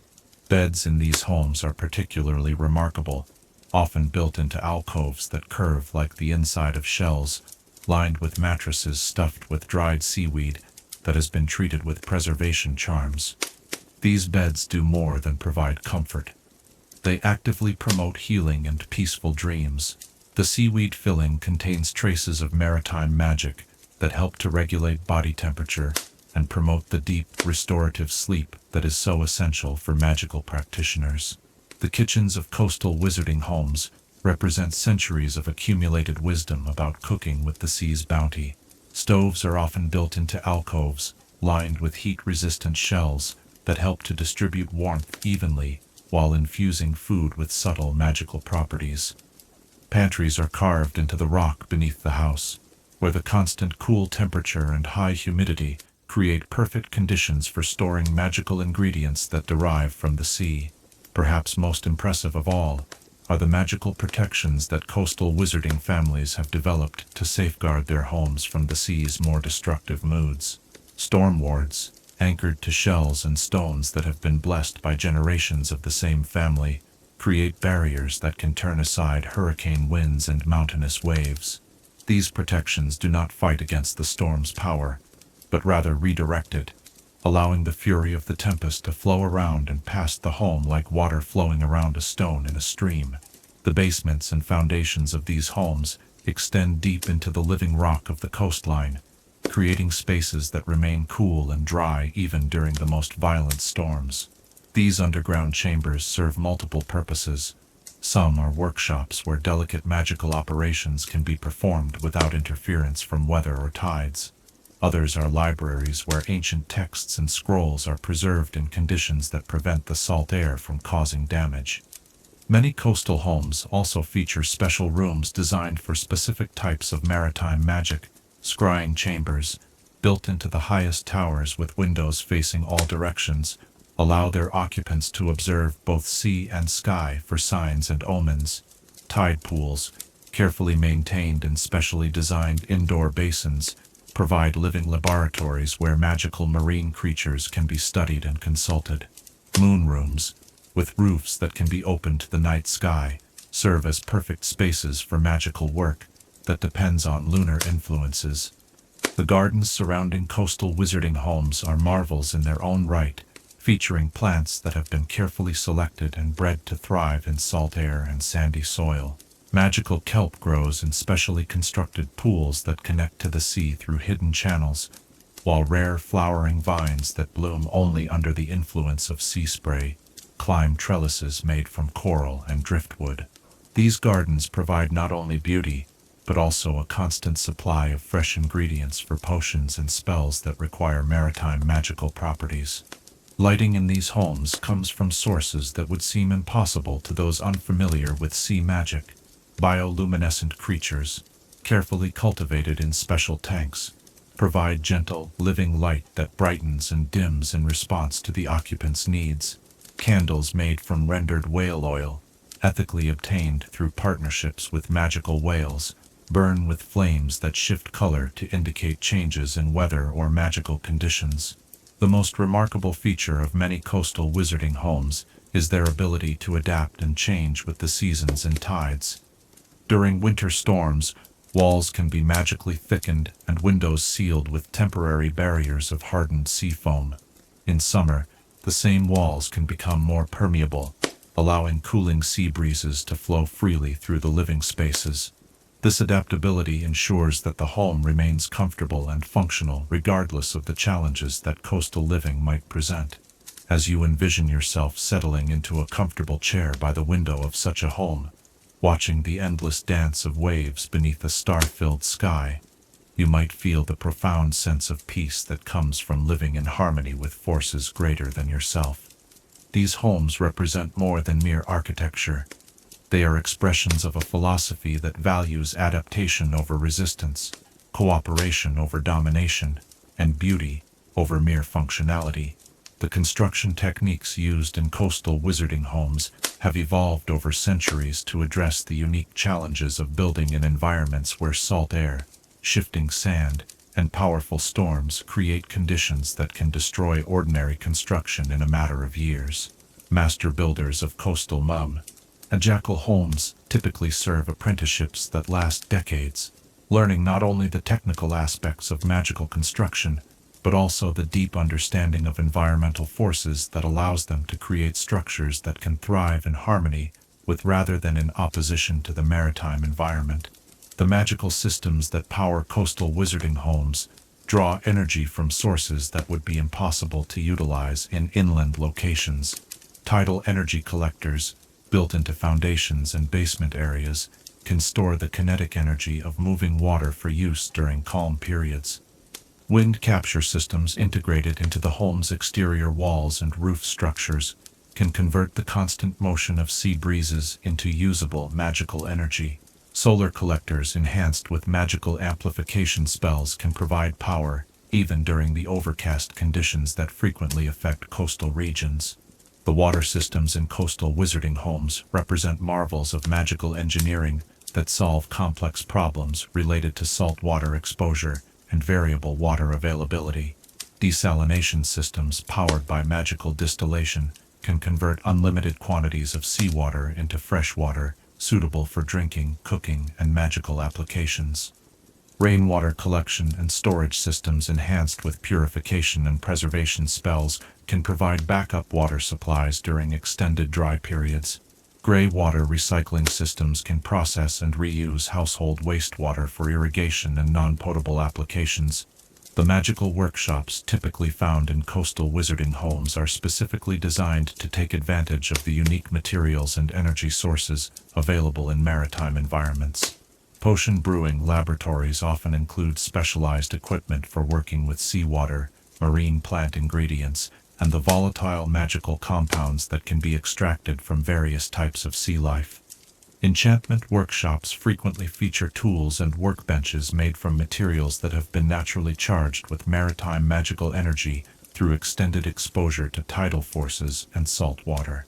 The libraries found in coastal wizarding homes often specialize in collections related to maritime magical practice, but they also serve as repositories for knowledge about inland magical traditions that might otherwise be lost to coastal communities. These libraries typically include environmental control systems that protect books and scrolls from the damaging effects of salt air and high humidity, while also providing access to magical text through scrying systems that can display the contents of books located in distant libraries.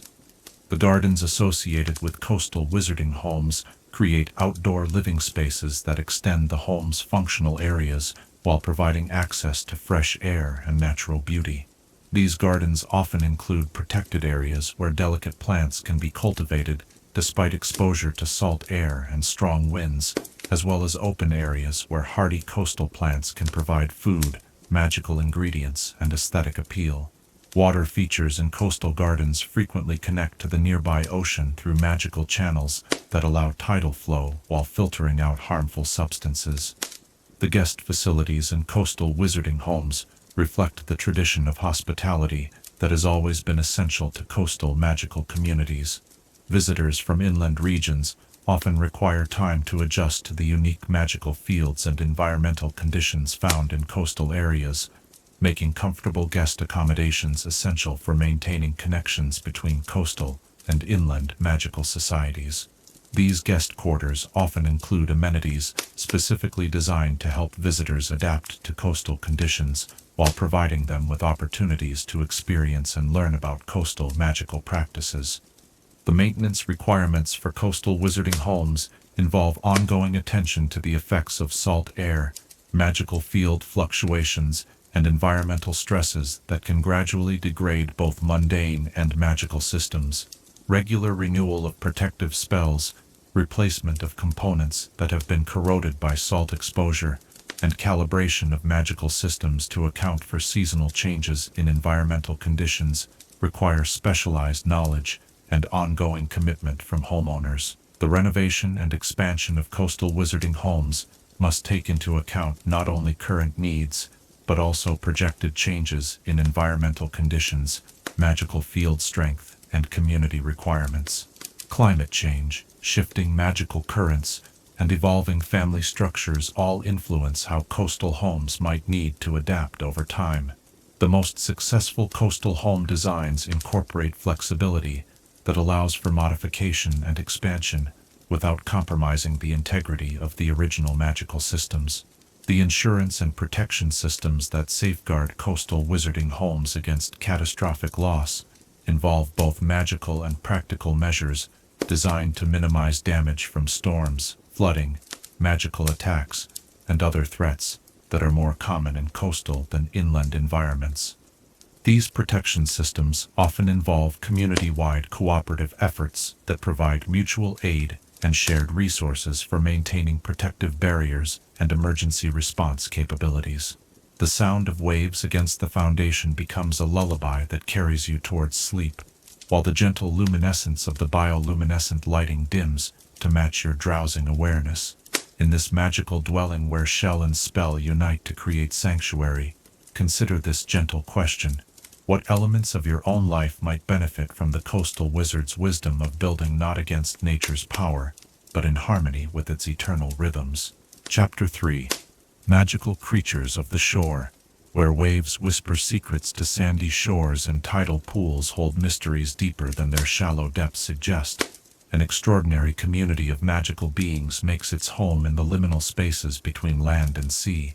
As twilight settles over the coastline, and the first stars begin to reflect in the darkening waters, let us venture into the remarkable world of the magical creatures who have chosen the shore as their eternal dwelling place.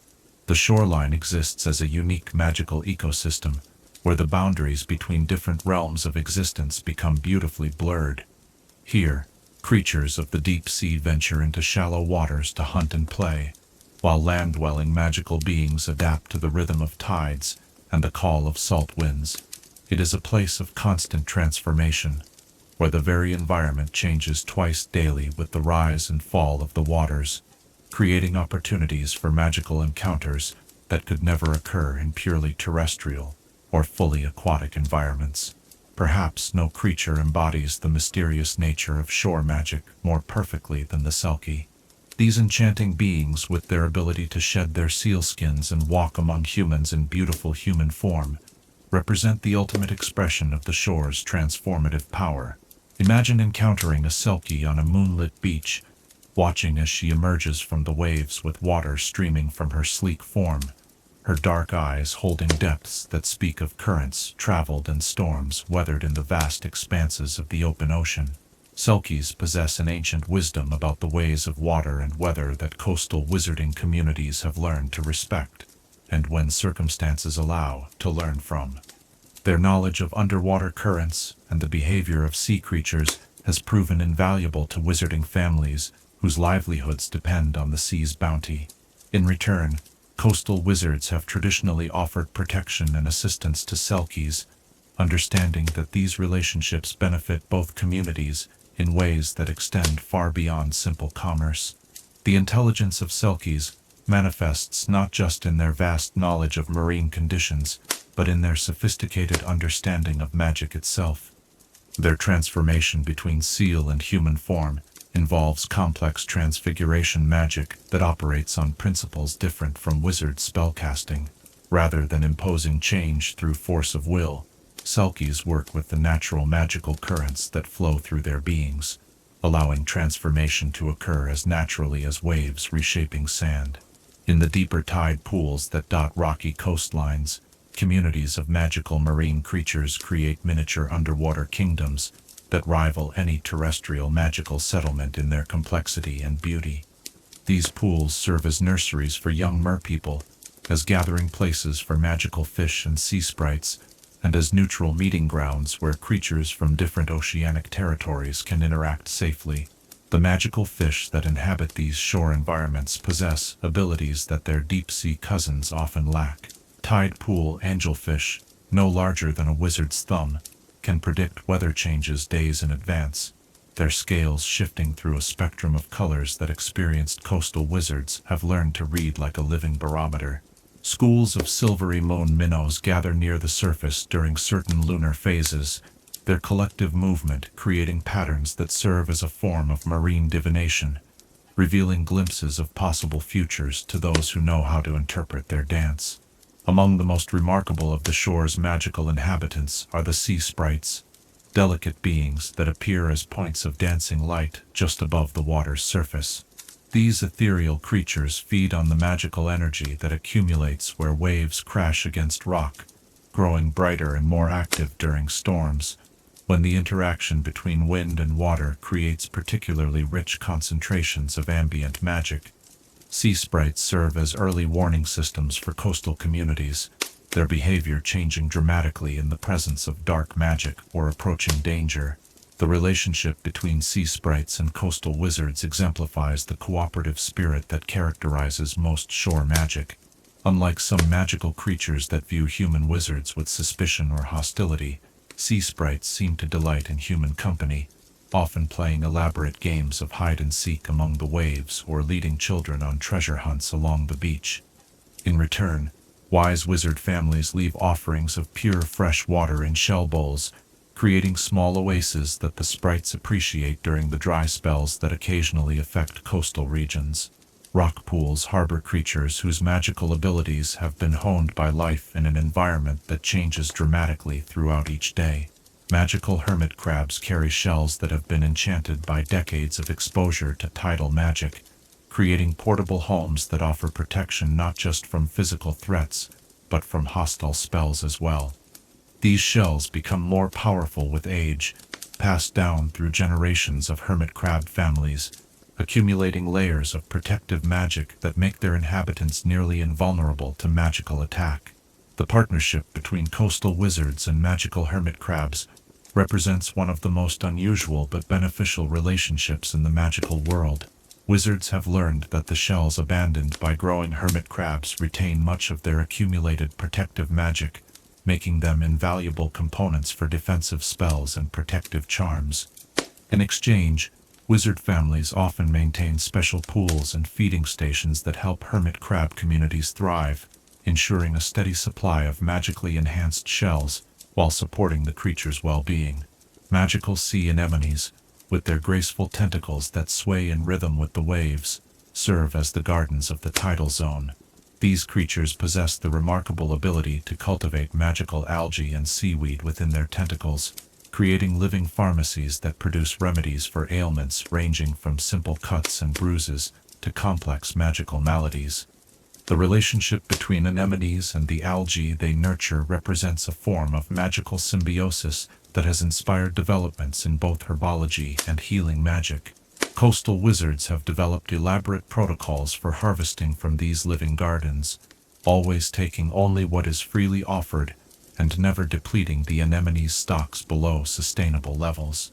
The magical seaweed thus obtained possesses properties that cannot be replicated through artificial cultivation, making it one of the most prized ingredients in maritime magical medicine. The larger magical creatures that visit shoreline environments bring with them the mystery and power of the deep ocean. Magical dolphins, with their sophisticated sonar abilities enhanced by natural magic, can detect underwater magical phenomena that remain invisible to even the most skilled wizard diviners. Their playful nature masks a profound intelligence and an understanding of magic that operates on wavelengths and frequencies that human minds can barely comprehend. These dolphins have been known to rescue drowning wizards, but their assistance extends far beyond physical rescue. They possess the ability to restore magical energy to exhausted spellcasters, and can even help heal psychological trauma through a form of echolocation therapy that reaches directly into the mind's deeper levels. Coastal communities that maintain good relationships with dolphin pods enjoy protection and assistance that no amount of magical defensive spells could provide. Magical whales, the ancient giants of the deep, rarely approach close to shore, but when they do, their presence transforms the entire coastal magical environment. The songs of magical whales carry spells and enchantments that have been building for decades, as they travel the world's oceans, gathering magical energy from every sea and current they encounter. These whale songs can heal old grudges, inspire powerful magic, and even influence weather patterns over vast distances. The appearance of a magical whale near shore is always considered a significant omen by coastal wizarding communities. Some believe that whale visits herald important changes in the magical world, while others interpret them as signs of approval or warning from the sea itself. Regardless of their specific meaning, whale encounters always leave lasting impacts on those fortunate enough to witness them. Among the most mysterious of shore creatures are the tide dancers, ephemeral beings that exist only in the foam where waves meet sand. These creatures appear as fleeting shapes in the white bubbles of breaking waves, visible for mere moments before dissolving back into the sea. Tide dancers are thought to be the spirits of particularly joyful magical beings who chose to become one with the sea, rather than pass on to whatever lies beyond death.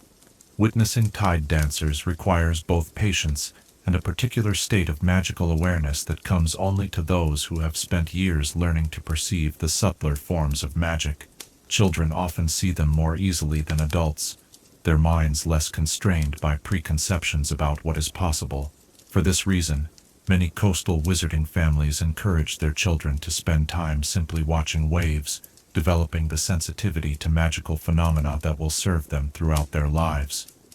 The magical ecosystem of the shore also includes creatures that bridge the gap between the animate and inanimate worlds. Singing sands, found on certain magical beaches, contain microscopic organisms that respond to pressure and movement by producing hauntingly beautiful melodies. These melodies change based on the magical aura of whoever walks across the sand, creating unique musical compositions that reflect the walker's emotional and spiritual state. Coastal wizards have learned to use singing sands as both diagnostic tools and instruments of healing magic. The melodies produced can reveal hidden illnesses, emotional blockages, or magical imbalances that might otherwise go undetected.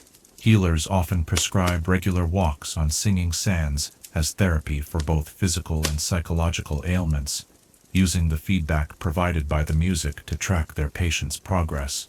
As the night deepens and the gentle sound of waves continues its eternal rhythm, imagine yourself sitting quietly on a driftwood log, watching the play of moonlight on water, while remaining alert for glimpses of the magical beings who call this liminal space home. The shore's creatures move through their nightly activities with grace and purpose, their lives intertwined with the tides and seasons in ways that speak to a deeper understanding of magic's place in the natural world.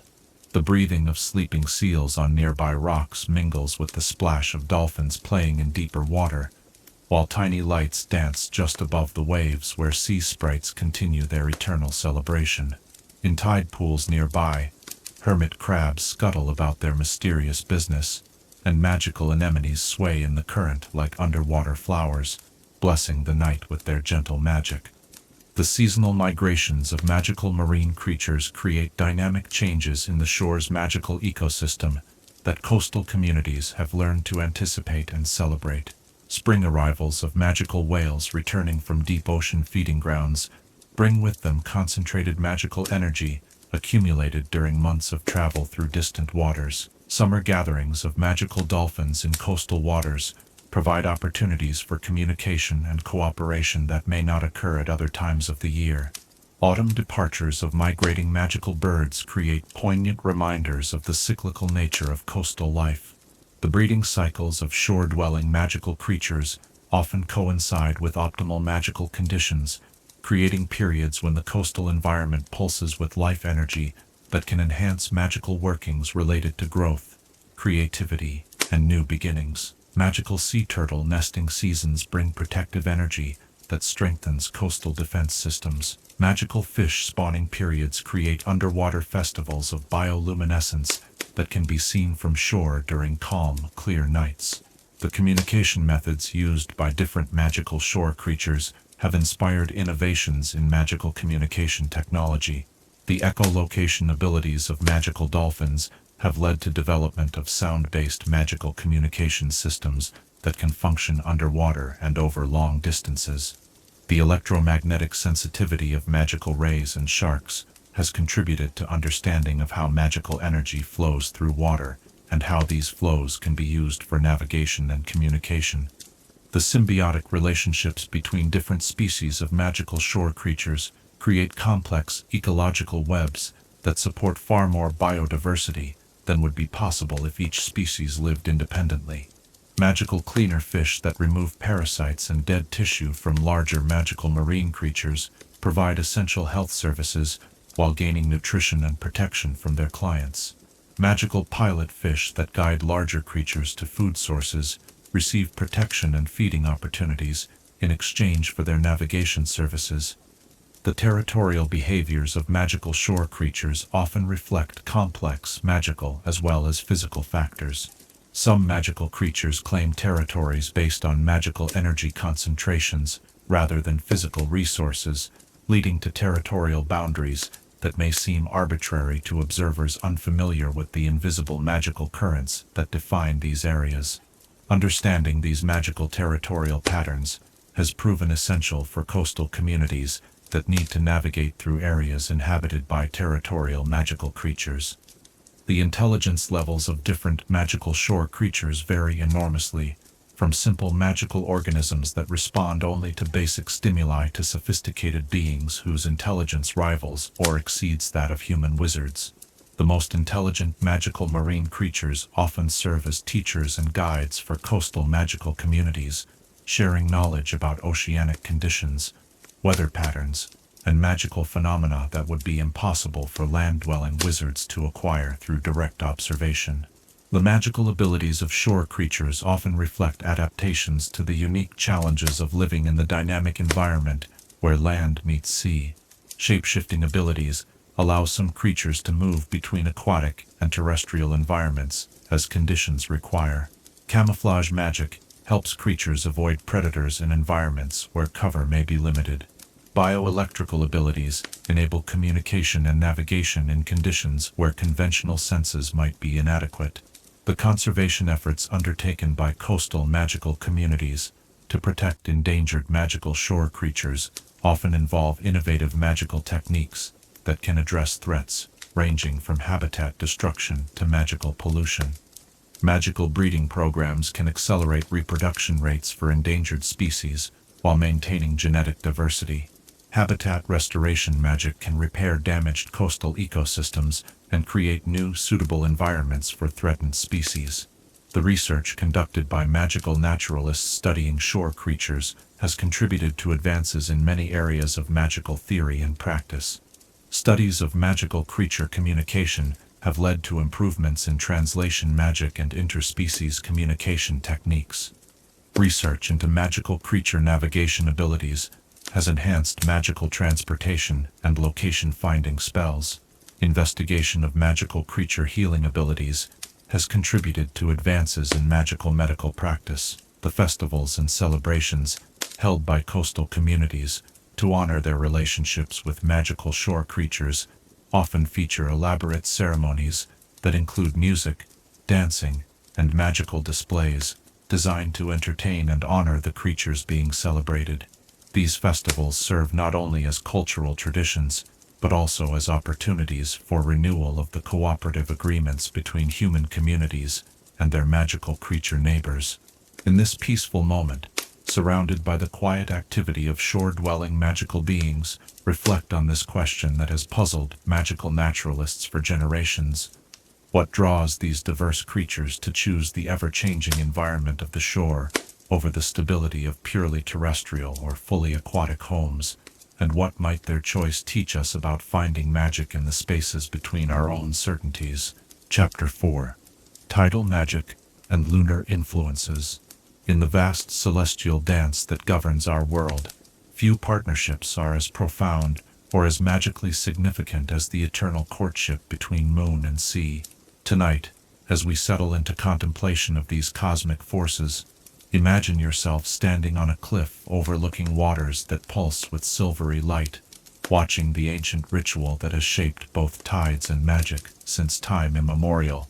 The moon, hanging like a pearl in the star-scattered darkness above, exerts its invisible pull on every drop of water below, creating the rhythm that coastal wizards have learned to read like a sacred text. This is not merely the mechanical action of gravity that Muggle science describes, but a profound magical interaction that generates currents of power flowing between celestial and terrestrial realms. Each phase of the moon brings with it different magical properties, different opportunities for spellwork, and different challenges for those who practice the ancient arts of tidal magic. During the new moon, when the lunar orb presents only its dark face to the earth, the magical energy of the tides flows at its most subtle and introspective level. This is the time for magic that works in hidden ways, for spells of concealment and protection, for workings that must germinate in darkness before they can bloom in light.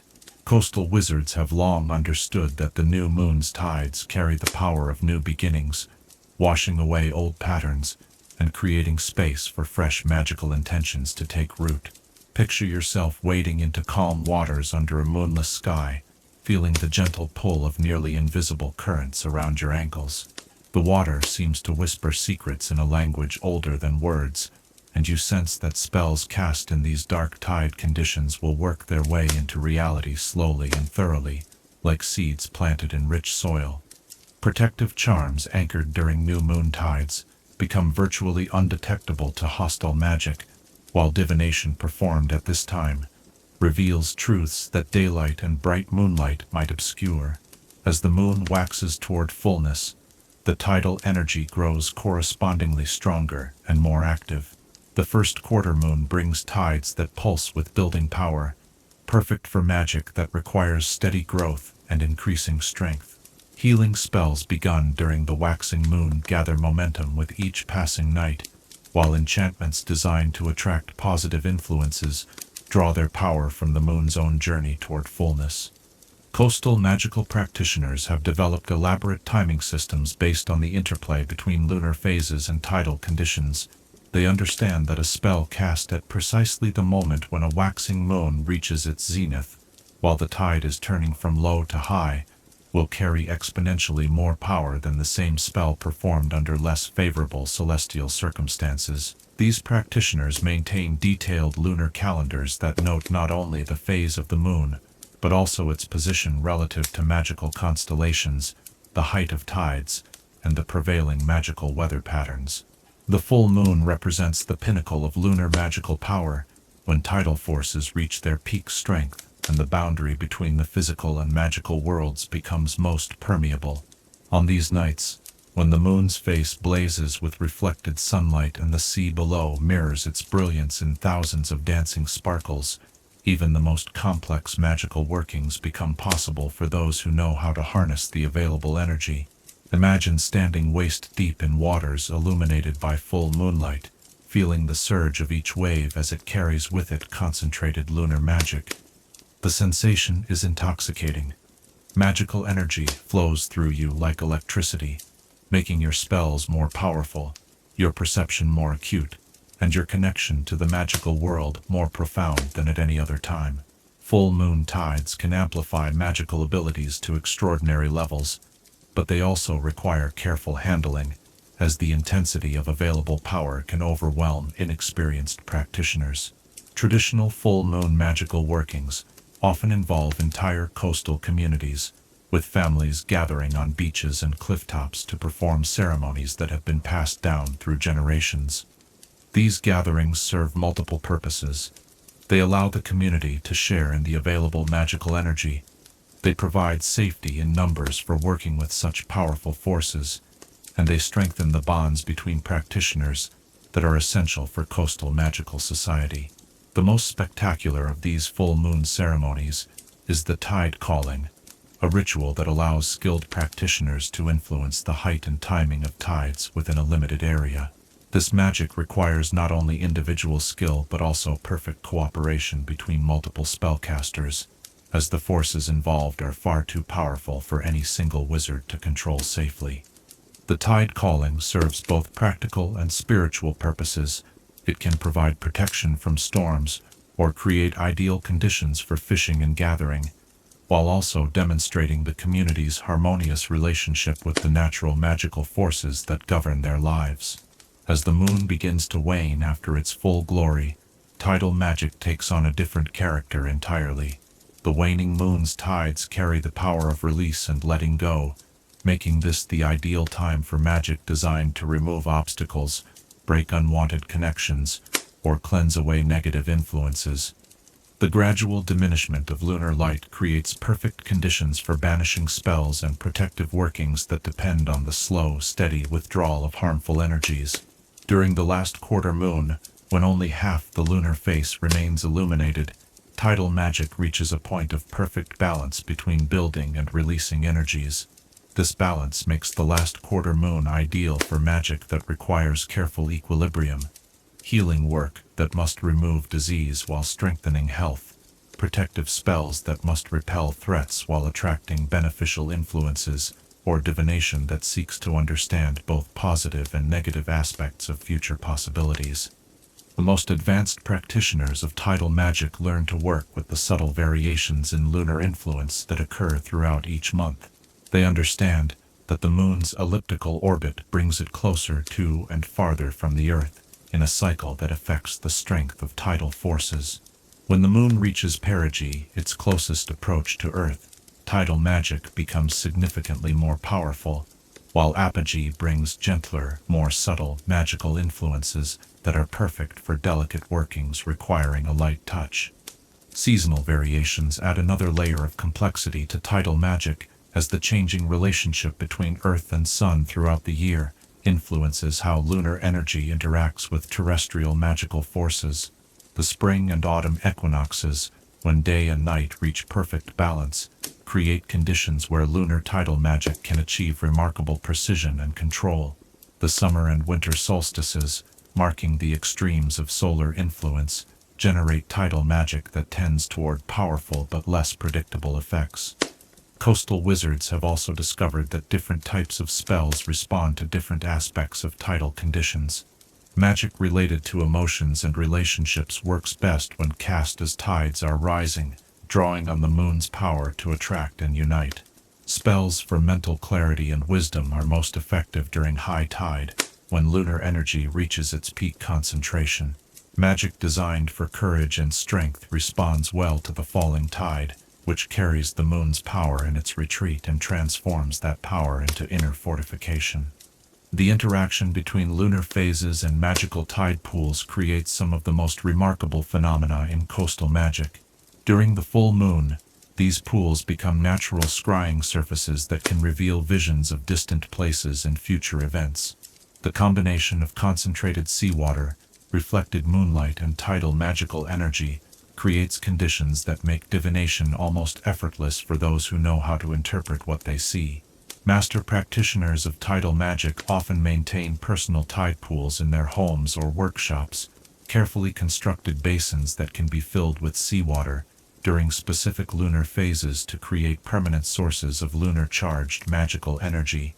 These pools require constant attention and regular refreshing with water collected during optimal tidal conditions, but they provide their keepers with access to lunar magic even when the natural tides are unfavorable for magical work. The most profound aspect of tidal magic lies in its ability to teach practitioners about the nature of cosmic forces and their place within the greater magical universe. Working with lunar tides requires a deep understanding of cycles, patience, and the wisdom to know when to act and when to wait. It teaches that magical power is not something to be grasped and hoarded, but something to be accepted gracefully when available, and released gracefully when the time for action has passed.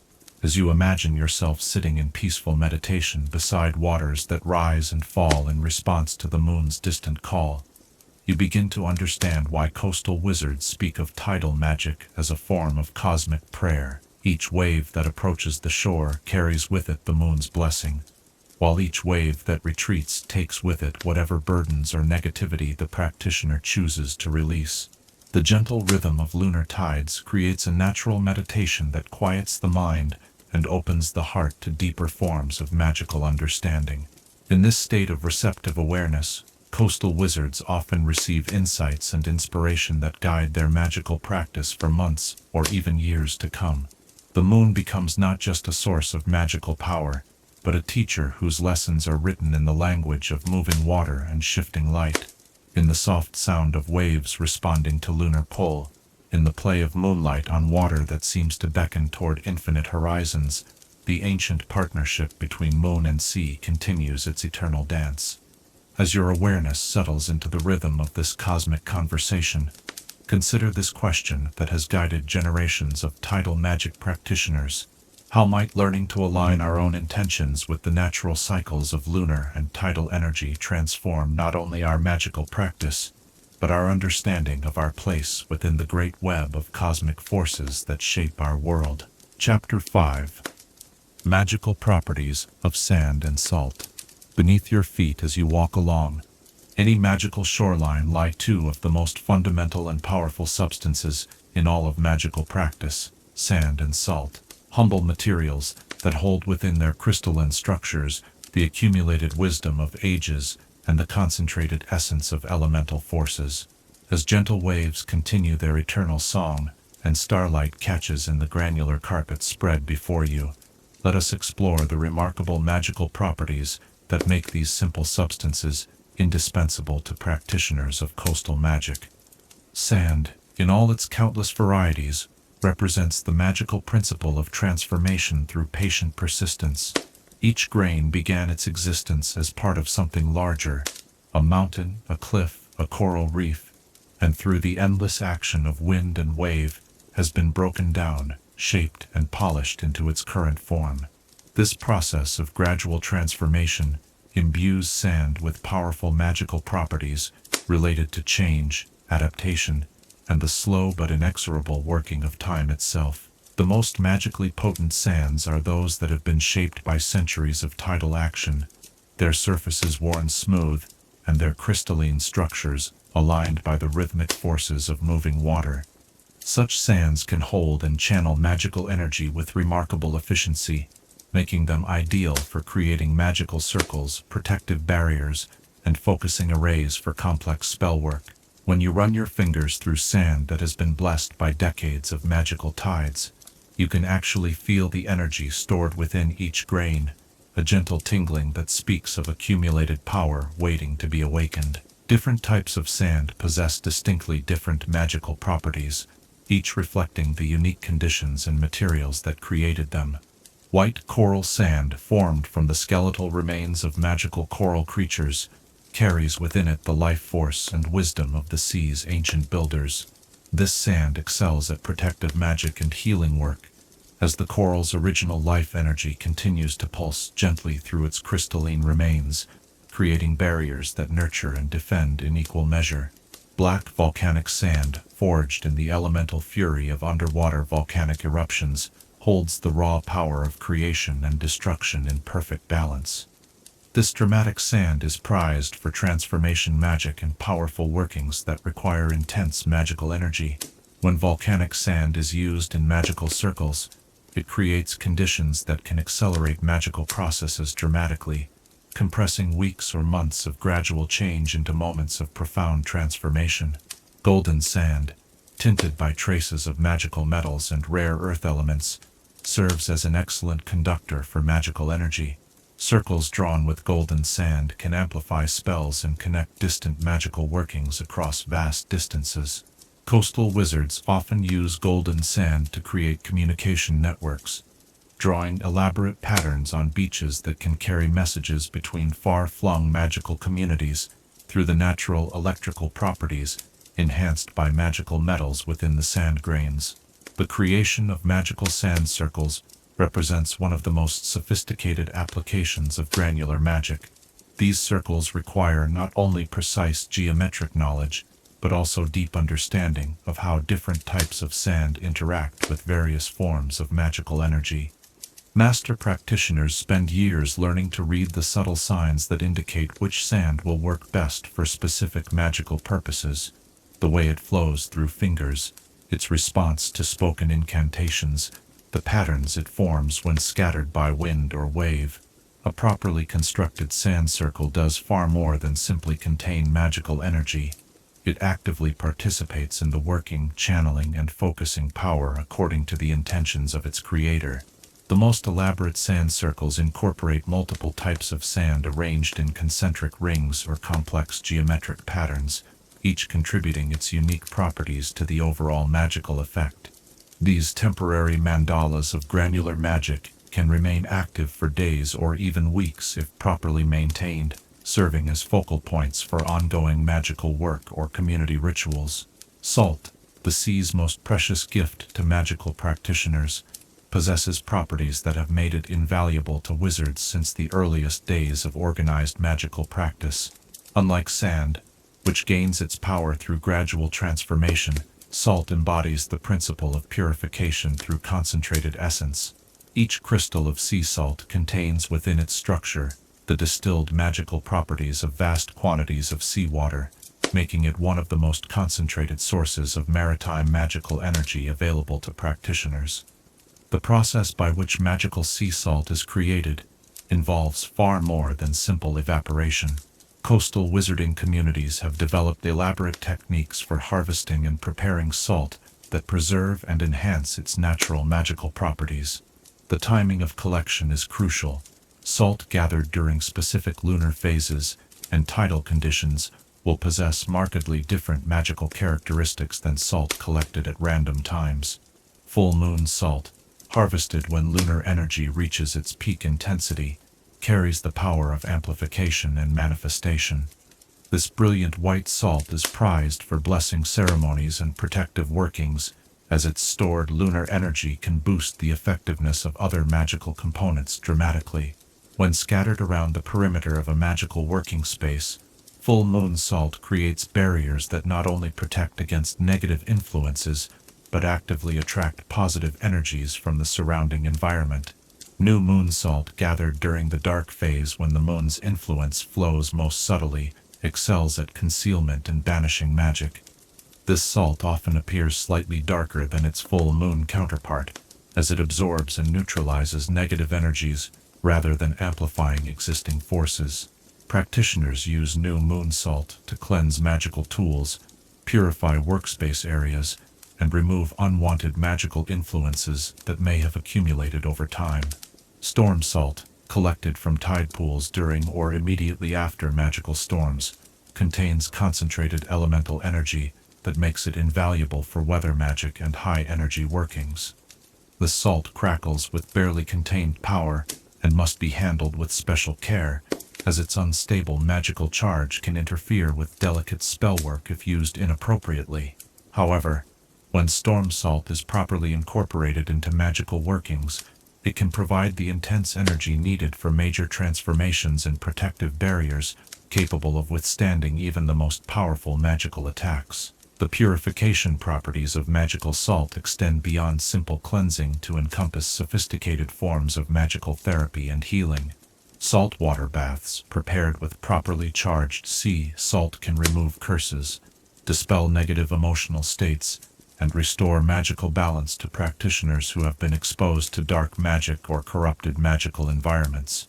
The salt's crystalline structure acts like a magical filter, drawing out impurities while leaving beneficial energies intact. Salt circles serve a different purpose than sand circles, focusing on protection and purification rather than amplification and focusing. A circle of salt creates a barrier that is virtually impermeable to negative magical influences, making it the preferred method for protective magic in dangerous situations. However, salt circles also prevent positive energies from crossing their boundaries, making them less suitable for workings that require the practitioner to draw power from external sources. The combination of sand and salt in magical practice creates possibilities that neither substance can achieve alone. Mixed sand and salt can be used to create protective barriers that are both permeable to beneficial influences and impermeable to harmful ones. The sand provides the structure and energy channeling properties, while the salt adds purification and protective elements, resulting in a hybrid material that adapts dynamically to changing magical conditions. Advanced practitioners learn to create elaborate mixed media magical installations using multiple types of sand and salt, arranged in complex patterns. These installations can serve as permanent magical infrastructure for coastal communities, providing ongoing protection, communication capabilities, and energy storage that supports the community's magical needs year-round. The most sophisticated of these installations incorporate shells, driftwood, and other beach materials to create integrated magical systems that function almost like technological devices powered by natural forces. The preservation and storage of magical sand and salt requires special techniques that maintain their potency over extended periods. Ordinary containers can drain magical energy from these materials or contaminate them with incompatible magical influences. Coastal wizards typically store their prepared sands and salts in containers made from materials that complement their magical properties: shells for most types of sand, coral for salt, and specialized crystal vessels for the most potent varieties. Temperature and humidity control also play crucial roles in maintaining the magical properties of stored sand and salt. These materials are hygroscopic, meaning they naturally absorb moisture from the air, and this absorption can either enhance or diminish their magical potency depending on the source and quality of the moisture. Coastal storage areas are typically equipped with magical climate control systems that can adjust humidity levels based on the specific needs of different materials. The diagnostic applications of magical sand and salt have proven invaluable to coastal magical communities. Different types of sand and salt react distinctively to various forms of magical energy, allowing experienced practitioners to identify magical influences, detect hidden enchantments, and assess the magical health of people, places, or objects. A small sample of magical sand scattered over a suspect area will arrange itself in patterns that reveal the presence and nature of any magical workings affecting that space. Salt divination, practiced by sprinkling salt into water or onto dark surfaces and interpreting the patterns that form, provides insights into future events and hidden influences that affect the questioner's life. The salt's natural tendency to form crystalline structures creates geometric patterns that skilled diviners can read like a written language, extracting information about probable outcomes and optimal courses of action. As you imagine yourself sitting quietly on a moonlit beach, letting handfuls of sand flow through your fingers while contemplating the salt-scented breeze that carries whispers of distant magical shores, you begin to understand why these simple materials have remained central to magical practice for thousands of years. In their humble crystalline structures lie fundamental truths about transformation, purification, and the patient accumulation of power through time. The sand beneath you holds the memory of mountains worn down to their essential elements, while the salt that flavors each breath carries the concentrated essence of vast oceans. Together, they represent the marriage of earth and water, the union of solid persistence and fluid adaptability that characterizes all successful magical practice. Gentle sound of sand shifting with each wave's approach and retreat, in the crystalline clarity of salt air that seems to cleanse both body and spirit. These fundamental materials continue their ancient work of supporting and enhancing magical practice. The advanced applications of sand and salt in magical infrastructure development have enabled coastal communities to create permanent magical installations that would be impossible using conventional magical materials.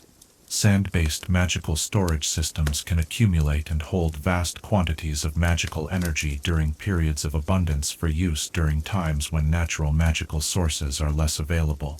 Salt-based purification systems can cleanse magical environments of accumulated negative influences and restore them to pristine condition.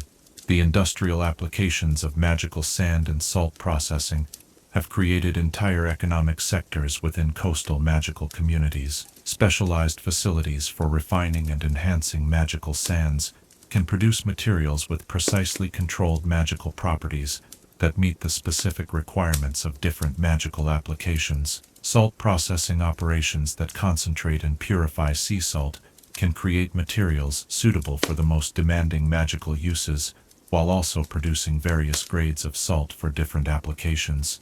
The trade relationships that have developed around magical sand and salt exchange connect coastal communities with inland magical settlements and create economic networks that span vast distances.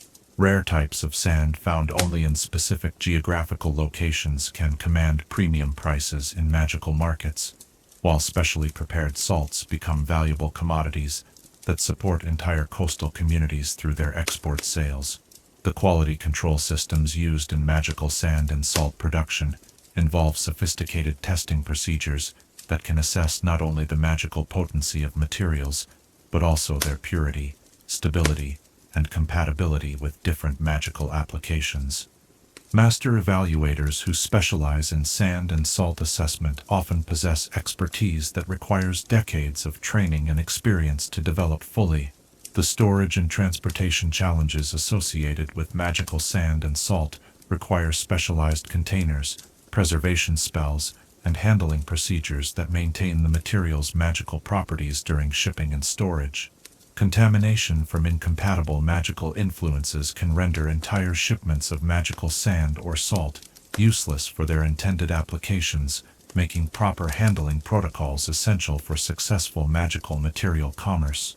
The environmental impact considerations related to magical sand and salt harvesting have led to development of sustainable collection practices that ensure continued availability of these essential materials while protecting the coastal ecosystems that produce them.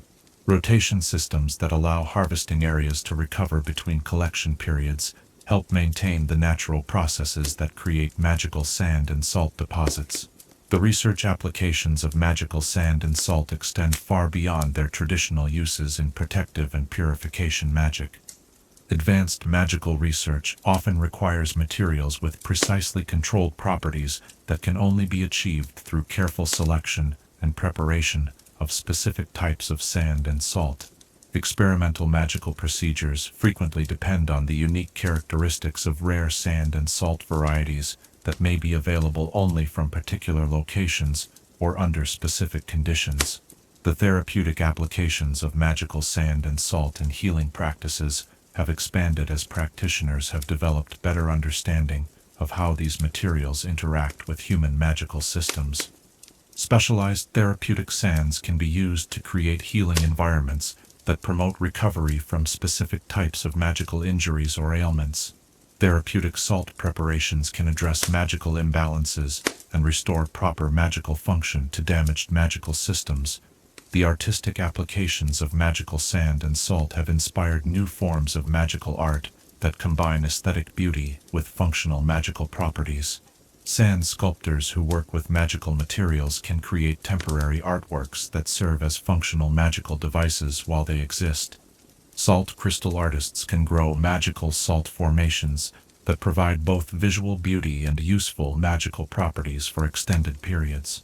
The educational applications of magical sand and salt in magical training programs provide students with hands-on experience working with fundamental magical materials while learning essential skills in magical material handling, quality assessment, and application techniques. Student projects involving sand and salt work often serve as stepping stones to more advanced magical practices that require similar material handling skills.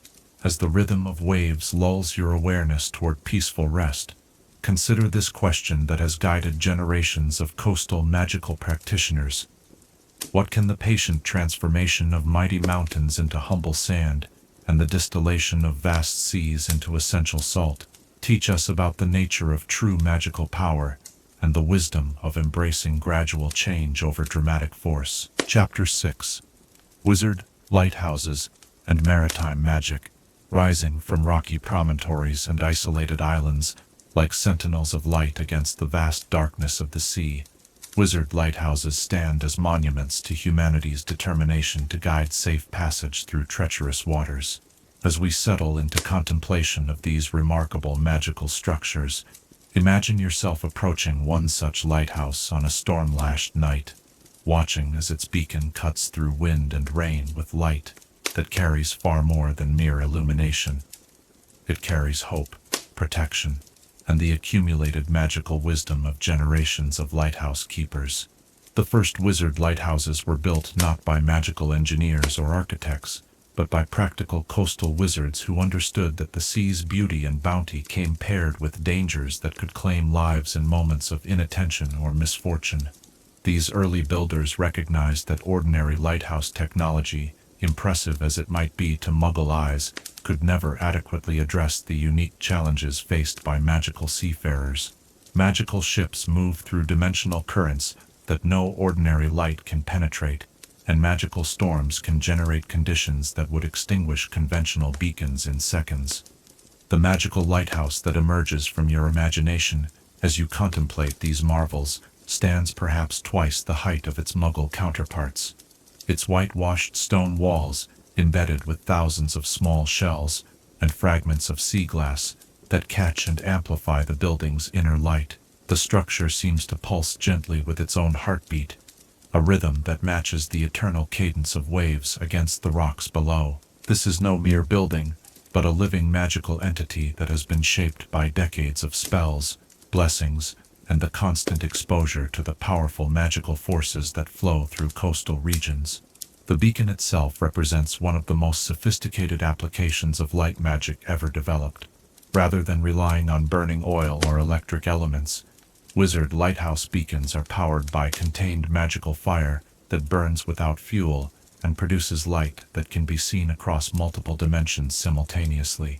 This magical flame responds to the intentions and emotions of the lighthouse keeper, growing brighter during dangerous weather, shifting colors to convey specific information to magical navigators, and even reaching out with tendrils of protective energy to guide lost ships through particularly hazardous passages. The lens systems that focus and direct these magical beacons are marvels of both optical engineering and enchantment. Each lens is carved from specially treated crystal that has been exposed to decades of moon and starlight to enhance its magical conductivity. The arrangement of these lenses follows geometric principles that amplify magical energy while creating light patterns that can convey complex navigation information to those who know how to interpret them. A single sweep of the lighthouse beam might carry dozens of separate messages, warnings about hidden rocks, information about tidal conditions, updates on weather patterns, and even personal messages between lighthouse keepers and regular maritime travelers. The lighthouse keeper represents a unique profession within the wizarding world, requiring not only extensive knowledge of navigation and weather magic, but also the psychological resilience to maintain solitary watch over vast stretches of dangerous water. These dedicated individuals often inherit their positions through family lines, as the deep understanding of local maritime conditions necessary for effective lighthouse operation can take decades to develop fully.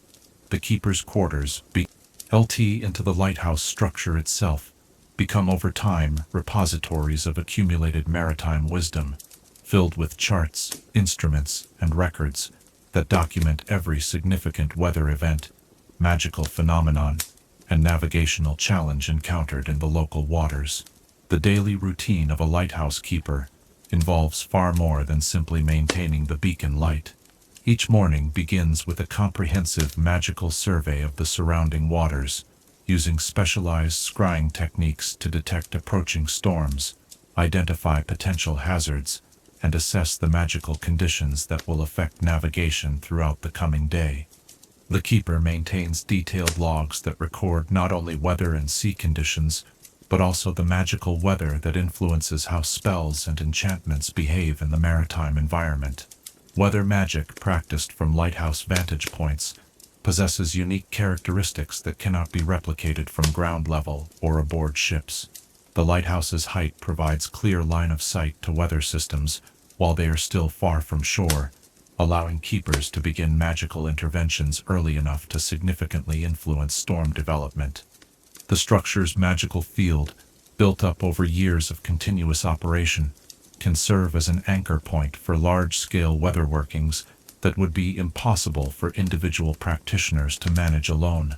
Lighthouse keepers develop specialized relationships with the magical creatures that inhabit their coastal territories. Seabirds often serve as early warning systems, their behavior patterns changing predictably in advance of magical storms or other dangerous conditions. Dolphins and whales sometimes approach lighthouses to receive healing magic for injuries or illnesses that affect their magical abilities.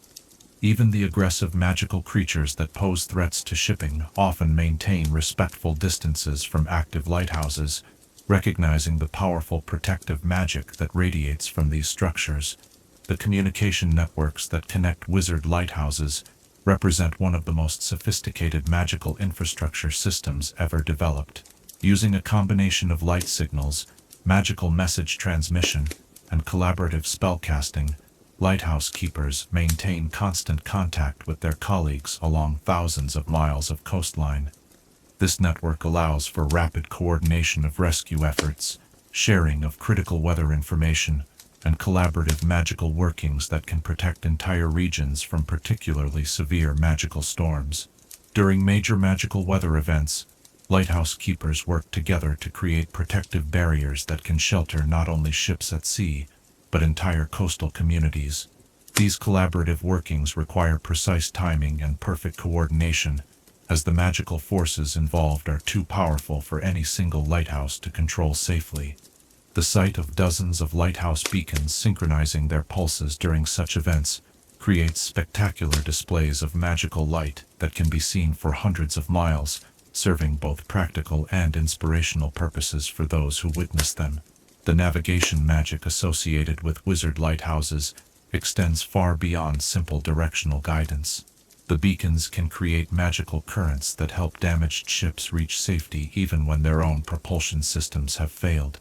Lighthouse keepers can project protective shields around vessels caught in dangerous magical phenomena, buying time for crews to implement their own defensive measures.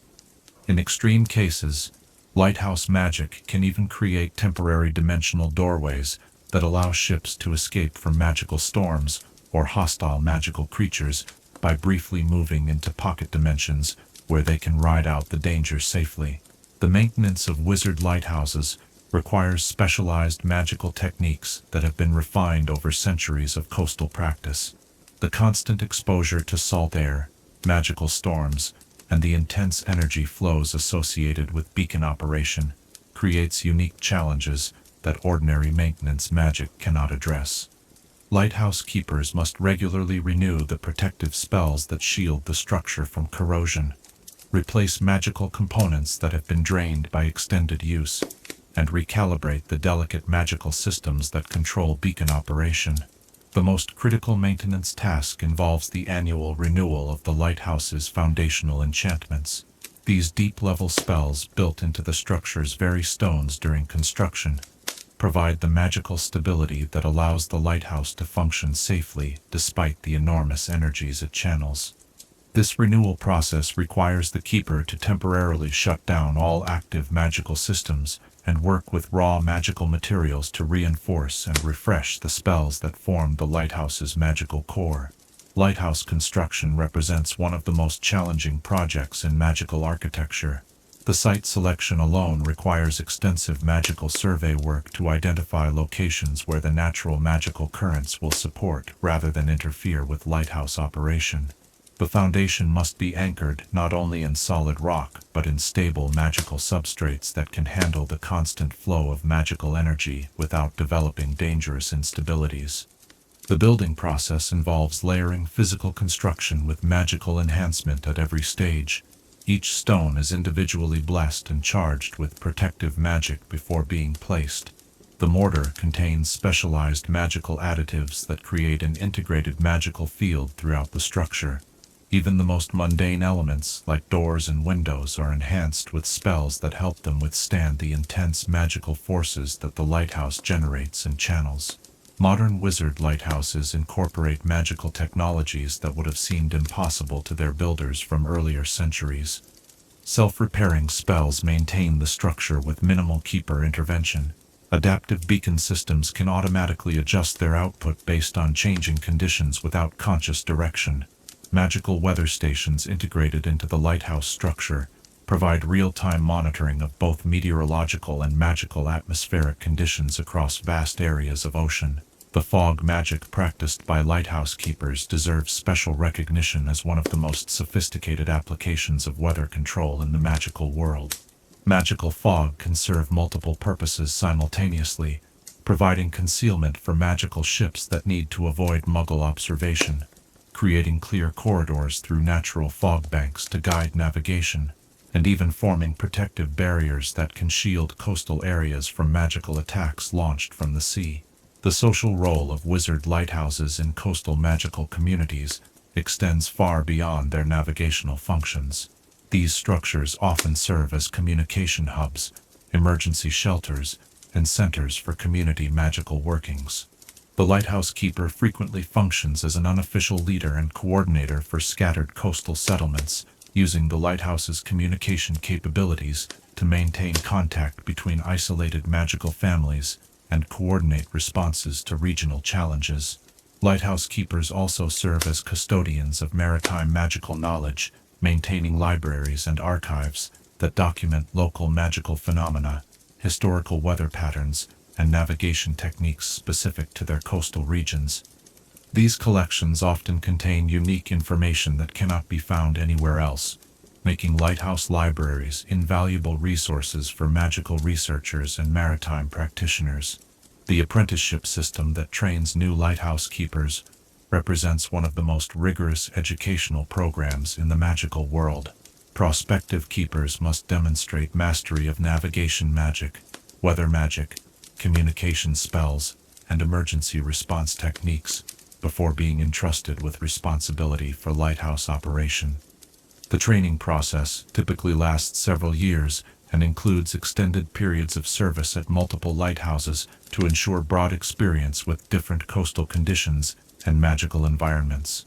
As you imagine yourself climbing the spiral staircase that winds up through the heart of a magical lighthouse, feeling the pulse of magical energy through the stone walls and hearing the constant whisper of sea wind through the structure, you begin to understand why lighthouse service is considered one of the most noble callings in coastal magical society.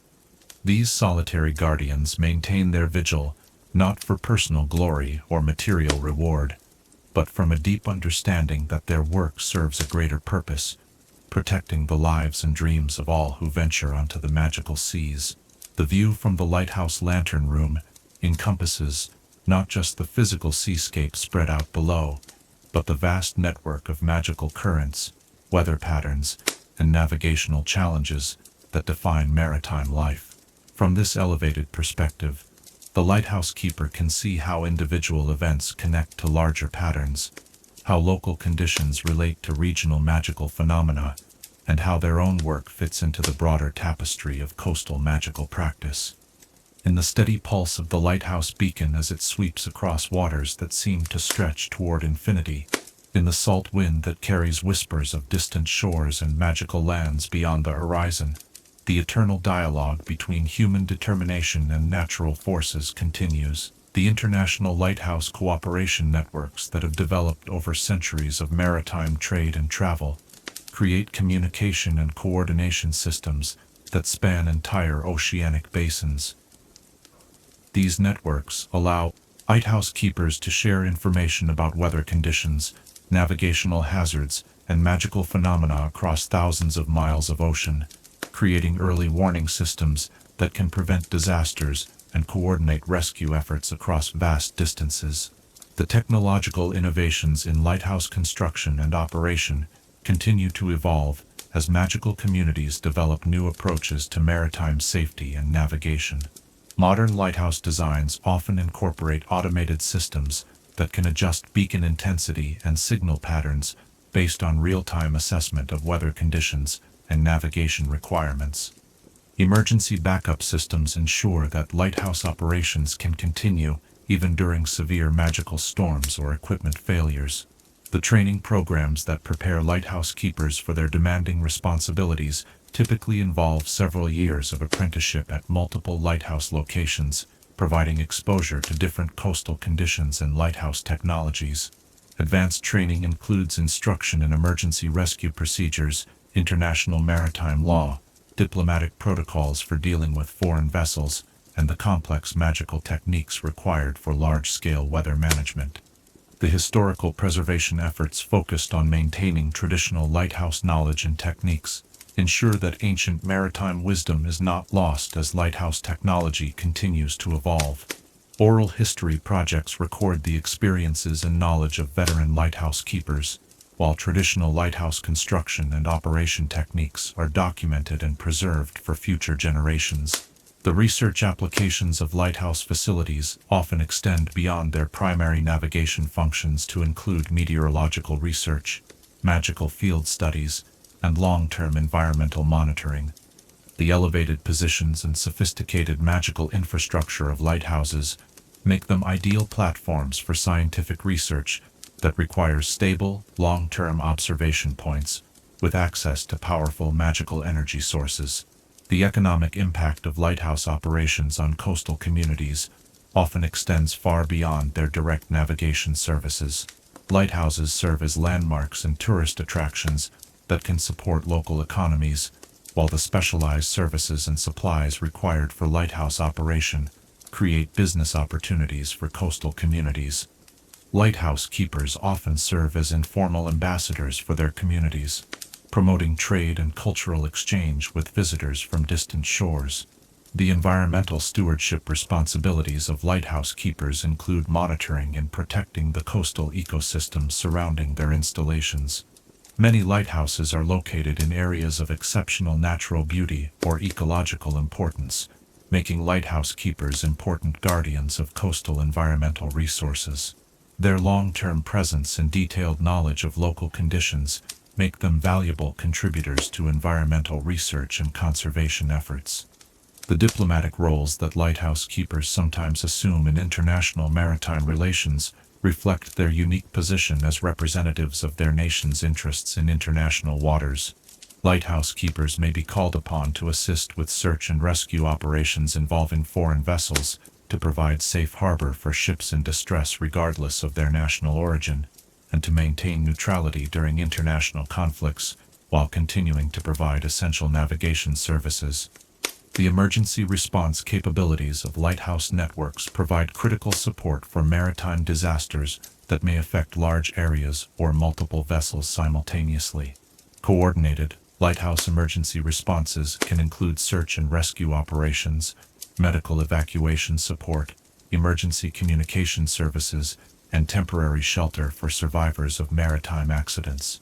The cultural traditions associated with lighthouse keeping often include unique celebrations, rituals, and customs that reflect the isolated but essential nature of lighthouse service. Lighthouse families develop their own traditions for marking holidays and special occasions, while lighthouse communities maintain connections through lighthouse keeper associations and gatherings that provide opportunities for sharing experiences and maintaining professional relationships. As the rhythmic flash of magical light lulls your awareness toward peaceful rest, consider this question that has guided generations of lighthouse keepers. What responsibilities do we accept when we choose to serve as beacons for others, and how does the commitment to guide and protect transform both those who serve and those who depend on that service? Chapter 7. Seaweed and Ocean Plant Potions. In the underwater gardens that sway beneath the waves, where kelp forests stretch like verdant cathedrals and delicate sea flowers bloom in colors that no terrestrial botanist has ever catalogued, lies a treasury of magical ingredients that has sustained coastal potion-making traditions for millennia. As gentle currents carry the scent of salt and sea vegetation on the night breeze, let us dive into the remarkable world of marine herbology and discover the unique properties that make ocean plants indispensable to the most sophisticated magical brewing. The art of underwater herbology requires a fundamentally different approach from its terrestrial counterpart. While land-based magical plants draw their power from soil, sunlight, and air, marine magical flora derives its extraordinary properties from the complex interplay of tidal forces, underwater currents, dissolved minerals, and the unique magical fields generated by life in the sea's three-dimensional environment. The result is a classification of magical plants whose properties often have no parallel among land-dwelling species. Imagine yourself floating weightlessly in crystal-clear water, surrounded by forests of giant kelp that tower overhead, like the pillars of some underwater cathedral.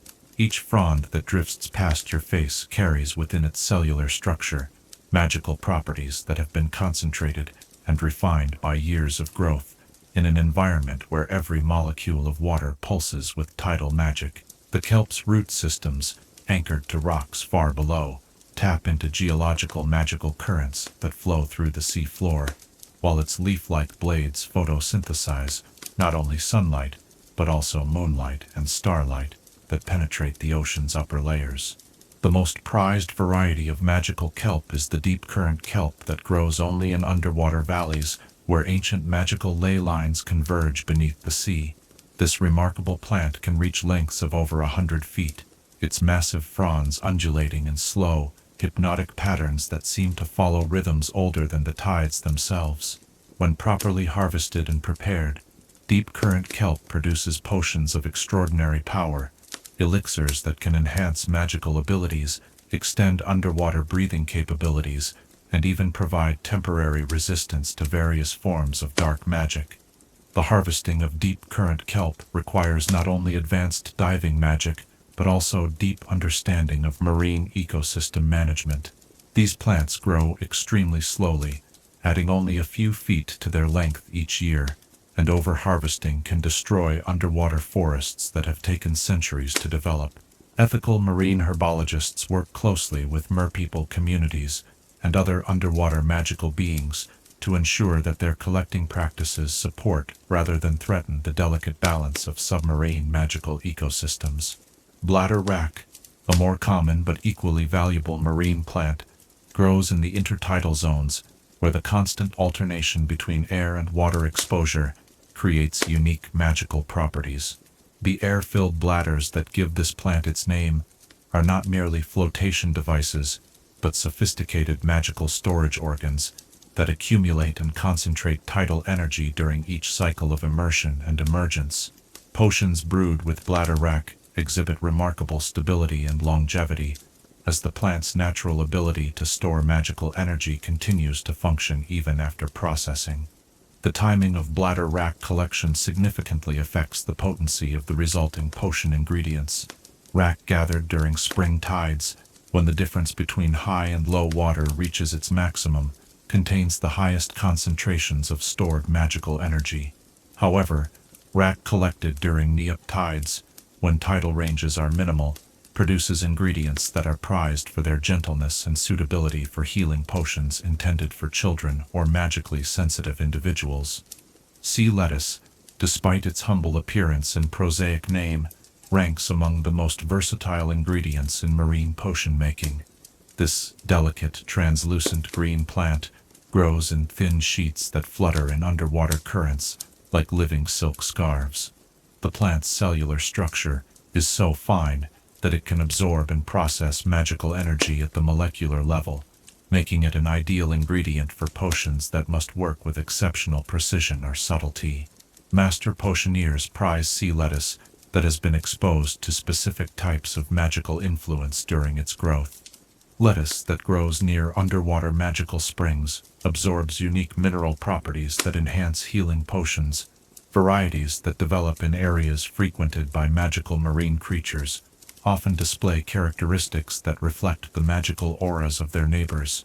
Sea lettuce from dolphin feeding grounds enhances communication potions, while lettuce from areas where magical whales travel incorporates properties that promote wisdom and deep magical understanding. The preparation of sea lettuce requires techniques that preserve its delicate magical properties while extracting maximum potency from its ethereal structure.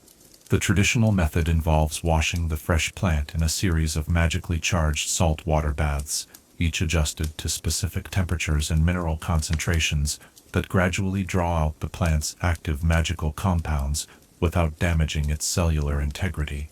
The process can take several days and requires constant attention to prevent contamination or degradation of the precious extract. Dulse, a red seaweed that clings to rocks in the lower intertidal zone, provides magical properties that are particularly valued in potions designed to enhance physical strength and endurance. The plant's deep red color comes from specialized pigments that can absorb and process magical energy across a broader spectrum than most other marine plants. These pigments concentrate in the plant's tissues during periods of stress, such as extreme low tides or powerful storms, creating ingredients whose potency correlates directly with the challenging conditions the plant has survived. The most potent dulse is gathered from locations where magical storms have recently passed, as the intense magical energy of such weather events drives the plant to produce exceptionally high concentrations of its characteristic red pigments. Storm dulse, as this variety is known, can remain magically active for decades if properly preserved, making it one of the few marine plant ingredients that actually improves with age. Sea moss, a collective term for various species of small branching marine algae, serves as the foundation for countless potion recipes that require ingredients capable of binding and stabilizing complex magical interactions. The plant's highly branched structure creates an enormous surface area relative to its mass, allowing it to absorb trace amounts of dissolved magical minerals and rare earth elements that accumulate in seawater over time. Different species of sea moss exhibit distinct magical properties based on their preferred growing conditions. Irish moss, which thrives in cold, turbulent waters, produces ingredients that enhance protective and defensive magic. Mediterranean moss, adapted to warmer, calmer seas, generates compounds that promote harmony and emotional balance. Arctic moss, growing in the extreme conditions near the polar ice caps, concentrates magical energy so efficiently that even tiny amounts can power potions of extraordinary potency. The cultivation of magical marine plants in controlled environments has become increasingly important as natural populations face pressure from both mundane and magical sources of environmental stress. Marine herbology gardens, established in protected underwater caves or magically enhanced tide pools, allow researchers to study plant growth under carefully controlled conditions while ensuring sustainable supplies of critical potion ingredients. These underwater gardens require sophisticated magical infrastructure to maintain optimal growing conditions. Current control spells create the precise water flow patterns that different plants require for healthy development. Light enhancement charms extend the effective growing season by supplementing natural sunlight with magically generated illumination that can penetrate to greater depths.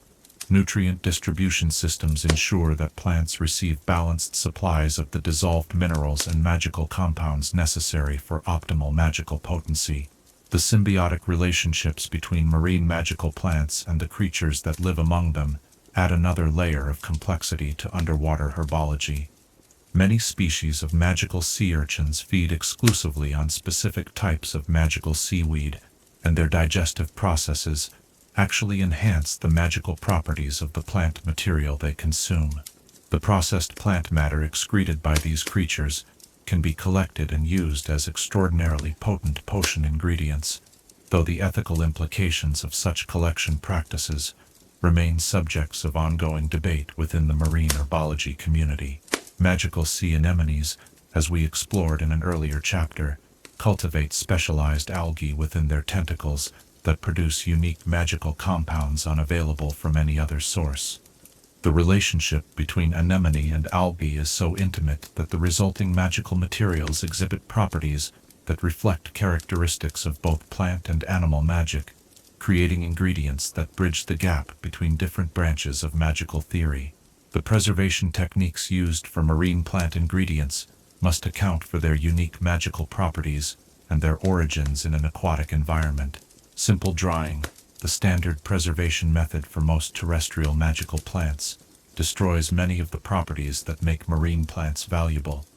Instead, marine herbologists employ specialized techniques such as salt crystal preservation, where the plant material is embedded in matrices of magically charged salt crystals that maintain the ingredient's aquatic magical properties indefinitely. Tidal preservation, another sophisticated technique, involves subjecting the plant material to artificial tidal cycles that mimic the natural conditions under which the plants accumulated their magical properties. This process can take months to complete, but results in preserved ingredients that retain virtually all of their original potency and can even continue to accumulate magical energy while in storage. The brewing techniques required for potions containing marine plant ingredients often differ significantly from those used for terrestrial plant potions. Seawater, rather than fresh water, serves as the base for most marine plant potions, as the dissolved salts and minerals provide the ionic environment necessary for optimal extraction of the plant's magical properties. The cauldrons used for marine brewing are typically made from materials that can withstand the corrosive effects of salt water, while contributing their own mineral properties to the brewing process. Temperature control in marine potion brewing requires particular attention to the thermal properties of salt water, which behaves differently from fresh water in magical applications. The presence of dissolved salts affects both the boiling point and the magical resonance frequency of the brewing liquid, requiring adjustments to traditional brewing temperatures and timing sequences. The magical theory underlying marine plant potions draws heavily on principles of fluid dynamics and energy flow that are less relevant to terrestrial brewing. The three-dimensional nature of the marine environment where these plants evolved means that their magical properties often exhibit directional characteristics that must be preserved and utilized during the brewing process. Potions made with marine ingredients frequently require stirring patterns that mimic ocean currents or tidal flows to achieve optimal magical integration. The diagnostic applications of marine plant extracts provide valuable tools for magical healers who specialize in conditions related to magical imbalance or exposure to aquatic magical environments. Kelp extracts can detect magical contamination in both people and environments, changing color in response to different types of magical pollution. Sea lettuce preparations serve as sensitive indicators of magical exhaustion, while dulse extracts can reveal hidden magical abilities that an individual may not yet have discovered. The international trade in marine magical plant ingredients represents one of the most complex markets in the magical commerce world. Different oceanic regions produce plants with distinctly different magical characteristics, creating demand for ingredients that can only be obtained from specific geographic locations. Kelp extracts can detect magical contamination in both people and environments, changing color in response to different types of magical pollution. Sea lettuce preparations serve as sensitive indicators of magical exhaustion, while dulse extracts can reveal hidden magical abilities that an individual may not yet have discovered. The international trade in marine magical plant ingredients represents one of the most complex markets in the magical commerce world. Different oceanic regions produce plants with distinctly different magical characteristics, creating demand for ingredients that can only be obtained from specific geographic locations. The transportation and storage of these materials across vast distances requires sophisticated preservation magic and careful attention to maintaining the cold chain storage necessary to preserve their aquatic magical properties. Quality control in the marine plant trade relies heavily on the expertise of certified marine herbologists who can assess the magical potency and authenticity of plant materials through a combination of visual inspection, magical testing, and evaluation of the material's responses to standard brewing procedures. The most skilled evaluators can determine not only the species and potency of a sample, but also the specific oceanic region where it was harvested and the approximate date of collection. As you imagine yourself in a coastal potioneer's workshop, surrounded by tanks of preserved marine plants that seem to glow with their own inner light, the salt-scented air filled with the gentle bubbling of brewing cauldrons and the soft sound of water lapping against the workshop's foundations, you begin to understand why marine herbology represents one of the most specialized and respected branches of magical plant study. The relationship between practitioner and ingredient takes on unique characteristics when working with plants that evolved in an environment so different from our own terrestrial experience. Each piece of kelp, each frond of sea lettuce carries within its structure the memory of tidal rhythms, underwater currents, and the vast, three-dimensional ecosystem that shaped its magical development. In the gentle sound of water moving through the workshop's circulation systems, in the soft phosphorescent glow of marine plant extracts awaiting use in tomorrow's brewing, the ancient partnership between sea and healing continues its patient work. The cultivation techniques for marine magical plants have evolved to include sophisticated aquaculture systems that can produce higher yields than natural collection, while reducing environmental impact on wild populations. These cultivation systems often involve partnerships with magical marine creatures who contribute their labor and expertise in exchange for portions of the harvest and protection from environmental threats. The breeding programs for marine magical plants focus on developing varieties with enhanced magical properties, improved resistance to environmental stresses, and better adaptation to cultivation conditions. Selective breeding techniques combined with magical enhancement can produce marine plant varieties that are significantly more potent than their wild ancestors, while maintaining the essential characteristics that make them valuable for magical applications. The processing innovations in marine plant preparation have led to development of techniques that can extract and concentrate the active magical compounds while preserving their stability and potency. Advanced processing methods can separate different magical components from the same plant material, creating specialized ingredients for different types of magical applications. The standardization efforts in marine plant commerce have established quality grades and potency standards that allow reliable comparison and evaluation of materials from different sources. These standards help ensure that practitioners can obtain consistent results from their marine plant ingredients, while also supporting fair trade practices and sustainable harvesting methods. The research applications of marine plant extracts extend far beyond traditional potion making to include experimental magical procedures, theoretical research into the nature of magical compounds, and development of new magical techniques that utilize previously unknown properties of marine plants. Advanced research facilities often maintain extensive collections of preserved marine plant materials for experimental use. The conservation programs focused on protecting endangered marine magical plants often involve complex habitat restoration projects, captive breeding programs, and international cooperation agreements that protect critical marine environments. These conservation efforts recognize that the loss of marine magical plant species could have devastating impacts on both marine ecosystems and magical practice. The educational programs that train marine herbologists typically involve extensive hands-on training in underwater environments, as well as classroom instruction in marine biology, magical theory, and practical potion-making techniques. Advanced practitioners often specialize in particular types of marine plants or specific applications such as healing, enhancement, or transformation magic. The international trade regulations governing marine magical plant commerce reflect both the commercial value of these materials and the need to protect marine environments from overexploitation. Trade agreements often include quotas, seasonal restrictions, and habitat protection requirements that balance commercial interests with environmental conservation needs.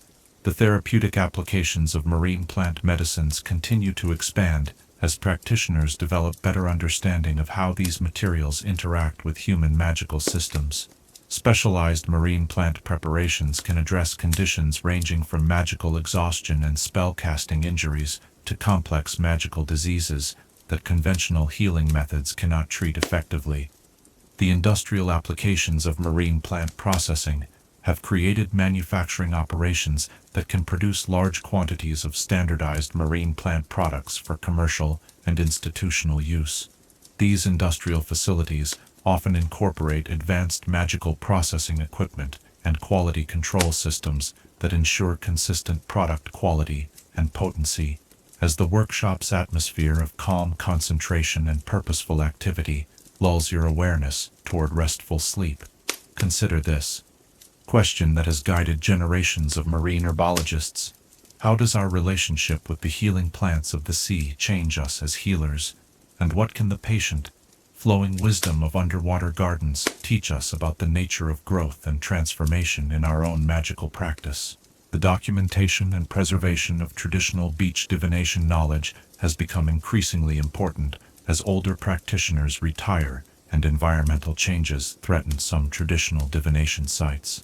Efforts to record traditional techniques often involve creating detailed descriptions of methods, collecting examples of successful divination readings, and preserving access to traditional divination locations for future generations. The integration of beach divination with modern magical research has led to development of new divination techniques that combine traditional wisdom with contemporary understanding of magical theory and practice. These hybrid approaches often prove more effective than either traditional or modern methods alone, suggesting that the future of divination may involve much greater integration between different divinatory traditions. The training programs that prepare new beach divination practitioners typically involve extensive hands-on practice under the guidance of experienced mentors, as well as theoretical instruction in symbolism, magical theory, and the interpretation of natural phenomena. Advanced practitioners often develop personal divination styles that emphasize their individual strengths, while maintaining connection to traditional beach divination principles. The scientific study of beach divination phenomena has revealed correlations between natural coastal phenomena and subsequent events that suggest possible mechanisms underlying traditional divination practices. Research into the relationship between tidal patterns and human behavior, weather patterns and social trends, and marine life activity and economic cycles provides insights that may help explain why beach divination techniques have remained effective across centuries of use. The ethical considerations in beach divination practice include questions about the responsibilities of diviners toward their clients, the appropriate limits of divination inquiry, and the obligation to use divination knowledge in ways that promote positive outcomes. Professional divination practitioners often follow codes of conduct that address these ethical issues and provide guidance for responsible divination practice.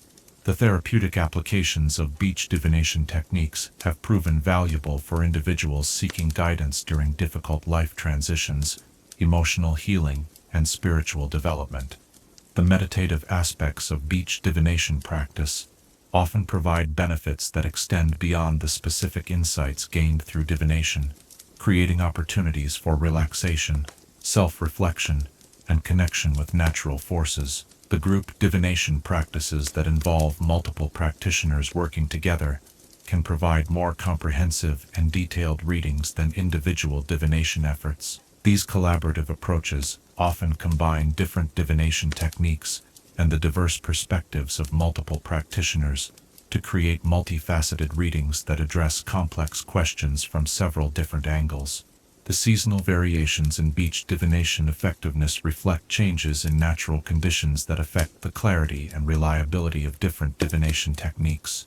Practitioners often adjust their methods based on seasonal factors such as weather patterns, tidal conditions, and the availability of specific natural materials used in divination practice.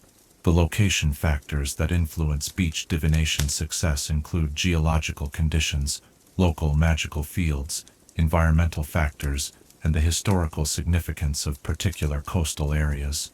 Some beaches and coastal locations are renowned for their exceptional divination properties, while others may. Chapter 8. Beach Divination and Scrying, where waves meet sand in endless conversation, and the horizon stretches like a doorway between known and unknown worlds. The ancient art of divination finds some of its most powerful and revealing expressions, as moonlight transforms the restless sea into a mirror of liquid silver and gentle waves carry whispers of distant shores. We enter the mystical realm, where coastal wizards have learned to read the future in the language of water, sand, and shell. The beach environment provides divination practitioners with a constantly changing array of natural materials and phenomena that serve as windows into possible futures and hidden truths. Unlike the controlled conditions of indoor scrying chambers or the static materials used in many terrestrial divination practices, beach divination embraces the dynamic, ever-shifting nature of the coastal environment as a source of magical insight rather than an obstacle to be overcome. Wave divination, perhaps the most fundamental of coastal divination arts, requires practitioners to develop an intimate understanding of how water moves under different conditions and what these movements reveal about the currents of possibility that shape future events. Each wave that approaches the shore carries with it information about conditions far from the observer's location, the strength and direction of distant winds, the depth and temperature of deep waters, the presence of storms or calms in regions beyond the horizon. Imagine yourself standing ankle-deep in warm surf as gentle waves wash around your feet, each surge bringing with it patterns of foam and debris that seem random to untrained eyes, but speak volumes to those who have learned to interpret their messages. The experienced wave diviner observes not just the size and frequency of the waves, but subtle characteristics like the angle at which they approach the shore, the patterns formed by foam as it spreads across the sand, and the way different waves interact when they meet and merge. The most revealing wave divination occurs during transitional periods, the moments when tide changes direction, when weather systems shift, or when the complex interaction between multiple wave systems creates interference patterns that would be impossible under stable conditions. These transitional moments reflect similar periods of change and uncertainty in human affairs, making them ideal times for divination focused on questions about upcoming decisions, relationship changes, or professional transitions. Shell divination represents another cornerstone of coastal prophetic practice, utilizing the vast variety of shells that wash ashore as tools for exploring possible futures. Each type of shell carries its own divinatory significance, developed over centuries of observation and interpretation by generations of coastal seers. Conch shells, with their spiral chambers that echo the mathematical patterns underlying natural growth, excel at revealing information about long-term trends and gradual changes that unfold over months or years. The practice of shell casting involves selecting shells based on their correspondence to different aspects of the questioner's life: love, work, health, family, spiritual development, and casting them onto a prepared section of beach sand. The patterns in which the shells land, their orientations relative to each other, and to natural features like the waterline or prominent rocks, provide a complex symbolic language that skilled practitioners can interpret to reveal insights about probable future developments.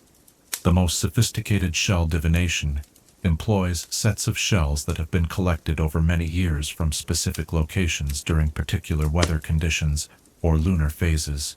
These specialized sets develop enhanced divinatory properties through repeated use and careful magical preparation, becoming finely tuned instruments that can provide remarkably detailed and accurate information about future possibilities.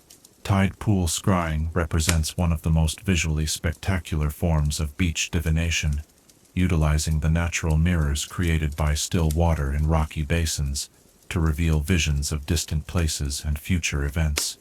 The unique optical properties of tide pool water, its clarity enhanced by filtration through rock and sand, its mineral content concentrated by evaporation, its surface perfectly still, except for the occasional ripple from marine life. Create ideal conditions for magical scrying that often surpass artificially prepared scrying bowls. The timing of tide pool scrying must be carefully coordinated with tidal conditions, as the clarity and magical potency of the pools varies dramatically throughout the tidal cycle. The optimal period occurs during the first hour after high tide, when the pools have been recently refreshed with clean seawater, but have had sufficient time for sediment to settle and the surface to become mirror smooth. Different tide pools often specialize in revealing different types of information based on their location, depth, and the magical properties of the rocks that form their boundaries. Pools formed in granite tend to show visions related to strength, endurance, and long-term stability. Basalt pools excel at revealing information about transformation and change. Limestone pools, softened by centuries of wave action, provide gentle insights into emotional and relationship matters. Sand pattern reading, a more subtle but equally valuable form of beach divination, involves interpreting the constantly changing patterns created by wind, water, and the activities of shore-dwelling creatures. The flowing ridges and valleys carved by retreating waves, the circular depressions left by burrowing creatures, the intricate lacework patterns formed by foam as it dries, all serve as elements in a complex symbolic language that speaks to those who have developed the sensitivity to perceive it. The interpretation of sand patterns requires not only knowledge of the traditional symbolic meanings associated with different shapes and formations, but also deep intuitive understanding of how these symbols relate to the specific question being explored. A spiral pattern might indicate cycles of growth and renewal in one context, but could represent confusion or being trapped in repetitive patterns in another, depending on the surrounding elements and the nature of the inquiry. Seaweed divination utilizes the various types of marine vegetation that wash ashore as indicators of hidden influences and probable future developments. Different species of seaweed correspond to different aspects of life and different types of magical energy, allowing practitioners to read the beach's daily offerings of marine vegetation like pages in a book of prophecy. The freshness and condition of beached seaweed provides important information about the timing and urgency of the messages it carries. Fresh, still living seaweed indicates immediate or very near future developments, while dried or decaying vegetation suggests influences from the past that continue to affect current situations. The direction from which seaweed has been deposited, whether it comes from deep water or shallow coastal areas, indicates whether the prophetic information relates to major life changes or more minor adjustments and adaptations. Driftwood divination involves reading the shapes, textures, and arrangements of wooden debris that the sea deposits on beaches. Each piece of driftwood carries with it the story of its journey, the storms it has weathered, the distances it has traveled, the various marine environments through which it has passed. This accumulated experience imbues driftwood with powerful divinatory properties that can reveal information about overcoming obstacles, adapting to changing circumstances, and finding strength through adversity. The most potent driftwood for divination purposes is that which has been shaped by extended exposure to ocean conditions into forms that suggest natural symbols, animals, faces, geometric patterns, or abstract shapes that resonate with archetypal meanings. Such pieces often become permanent fixtures in a diviner's collection of tools, used repeatedly for consultations and developing enhanced sensitivity through continued magical contact. Cloud reading from coastal vantage points provides access to meteorological divination that combines traditional weather prediction with magical insight into atmospheric influences that affect human affairs. The interaction between land and sea creates unique cloud formations that experienced diviners can interpret as indicators of coming changes in both weather and human circumstances. Coastal cloud formations often develop with remarkable speed and dramatic visual impact, providing divination readings that unfold in real time as weather systems move and change. This dynamic quality makes cloud reading from beaches particularly valuable for questions that require immediate guidance or for situations where timing is critically important. The practice of foam divination focuses on interpreting the patterns created by sea foam as waves break and retreat, leaving behind intricate lace-like designs that form and dissolve in constant succession. These ephemeral patterns require rapid observation and interpretation, developing practitioners' intuitive abilities and strengthening their connection to the immediate flow of cosmic information. Foam patterns often reveal information about the emotional and spiritual dimensions of the questions being explored, as the bubbling, effervescent nature of foam corresponds to the realm of feelings, inspirations, and sudden insights that can transform understanding in moments of revelation. The temporary nature of foam patterns emphasizes the importance of being present and receptive to guidance when it appears, rather than trying to force or control the divinatory process. Beachcombing divination involves interpreting the significance of objects discovered during purposeful searches along the shoreline. This practice requires practitioners to enter a meditative state of receptive awareness while walking the beach, allowing intuition to guide them to objects that carry special meaning for their current questions or life situations. The objects discovered during divinatory beachcombing sessions might include anything the sea chooses to deposit: shells, stones, sea glass, driftwood, marine vegetation, or even artificial objects that have been transformed by their journey through the ocean environment. The significance lies not only in the nature of the objects themselves, but in the circumstances of their discovery, the thoughts and feelings that arise when finding them, and the way they relate to other elements discovered during the same session. Night diving for divination materials represents the most advanced and challenging form of beach divination practice, requiring extensive training in underwater magic and intimate knowledge of local marine conditions. The objects recovered during these nighttime underwater excursions, shells from deep water, rare seaweeds, mineral formations, or artifacts from sunken vessels, carry concentrated oceanic magical energy that provides exceptionally powerful divinatory capabilities. The practice of beach divination reaches its highest expression in the great communal readings performed by coastal magical communities during significant astronomical events or seasonal transitions. These gatherings combine multiple divination techniques and the collective psychic energy of many practitioners to create prophetic readings of extraordinary scope and detail, providing guidance for entire communities about upcoming challenges and opportunities. During such events, the beach itself becomes a vast divination surface, with different groups of practitioners working simultaneously with waves, shells, sand patterns, and other materials to create a comprehensive picture of probable future developments. The information gathered through these community divination sessions guides important decisions about resource allocation, defensive preparations, and social planning for the months ahead. The training required to master beach divination involves years of patient observation and practice, developing sensitivity to the subtle magical currents that flow through coastal environments, and learning to interpret the constantly changing symbolic languages written in water, sand, and shell. Students typically begin with simple wave-watching exercises, gradually progressing to more complex techniques as their sensitivity and interpretive skills develop. Advanced practitioners often develop personal divination traditions that incorporate elements from multiple techniques, while emphasizing the particular methods that resonate most strongly with their individual magical abilities. These personalized approaches often prove more effective than strictly following traditional methods, as they allow practitioners to work with their natural strengths while maintaining connection to the accumulated wisdom of coastal divination traditions.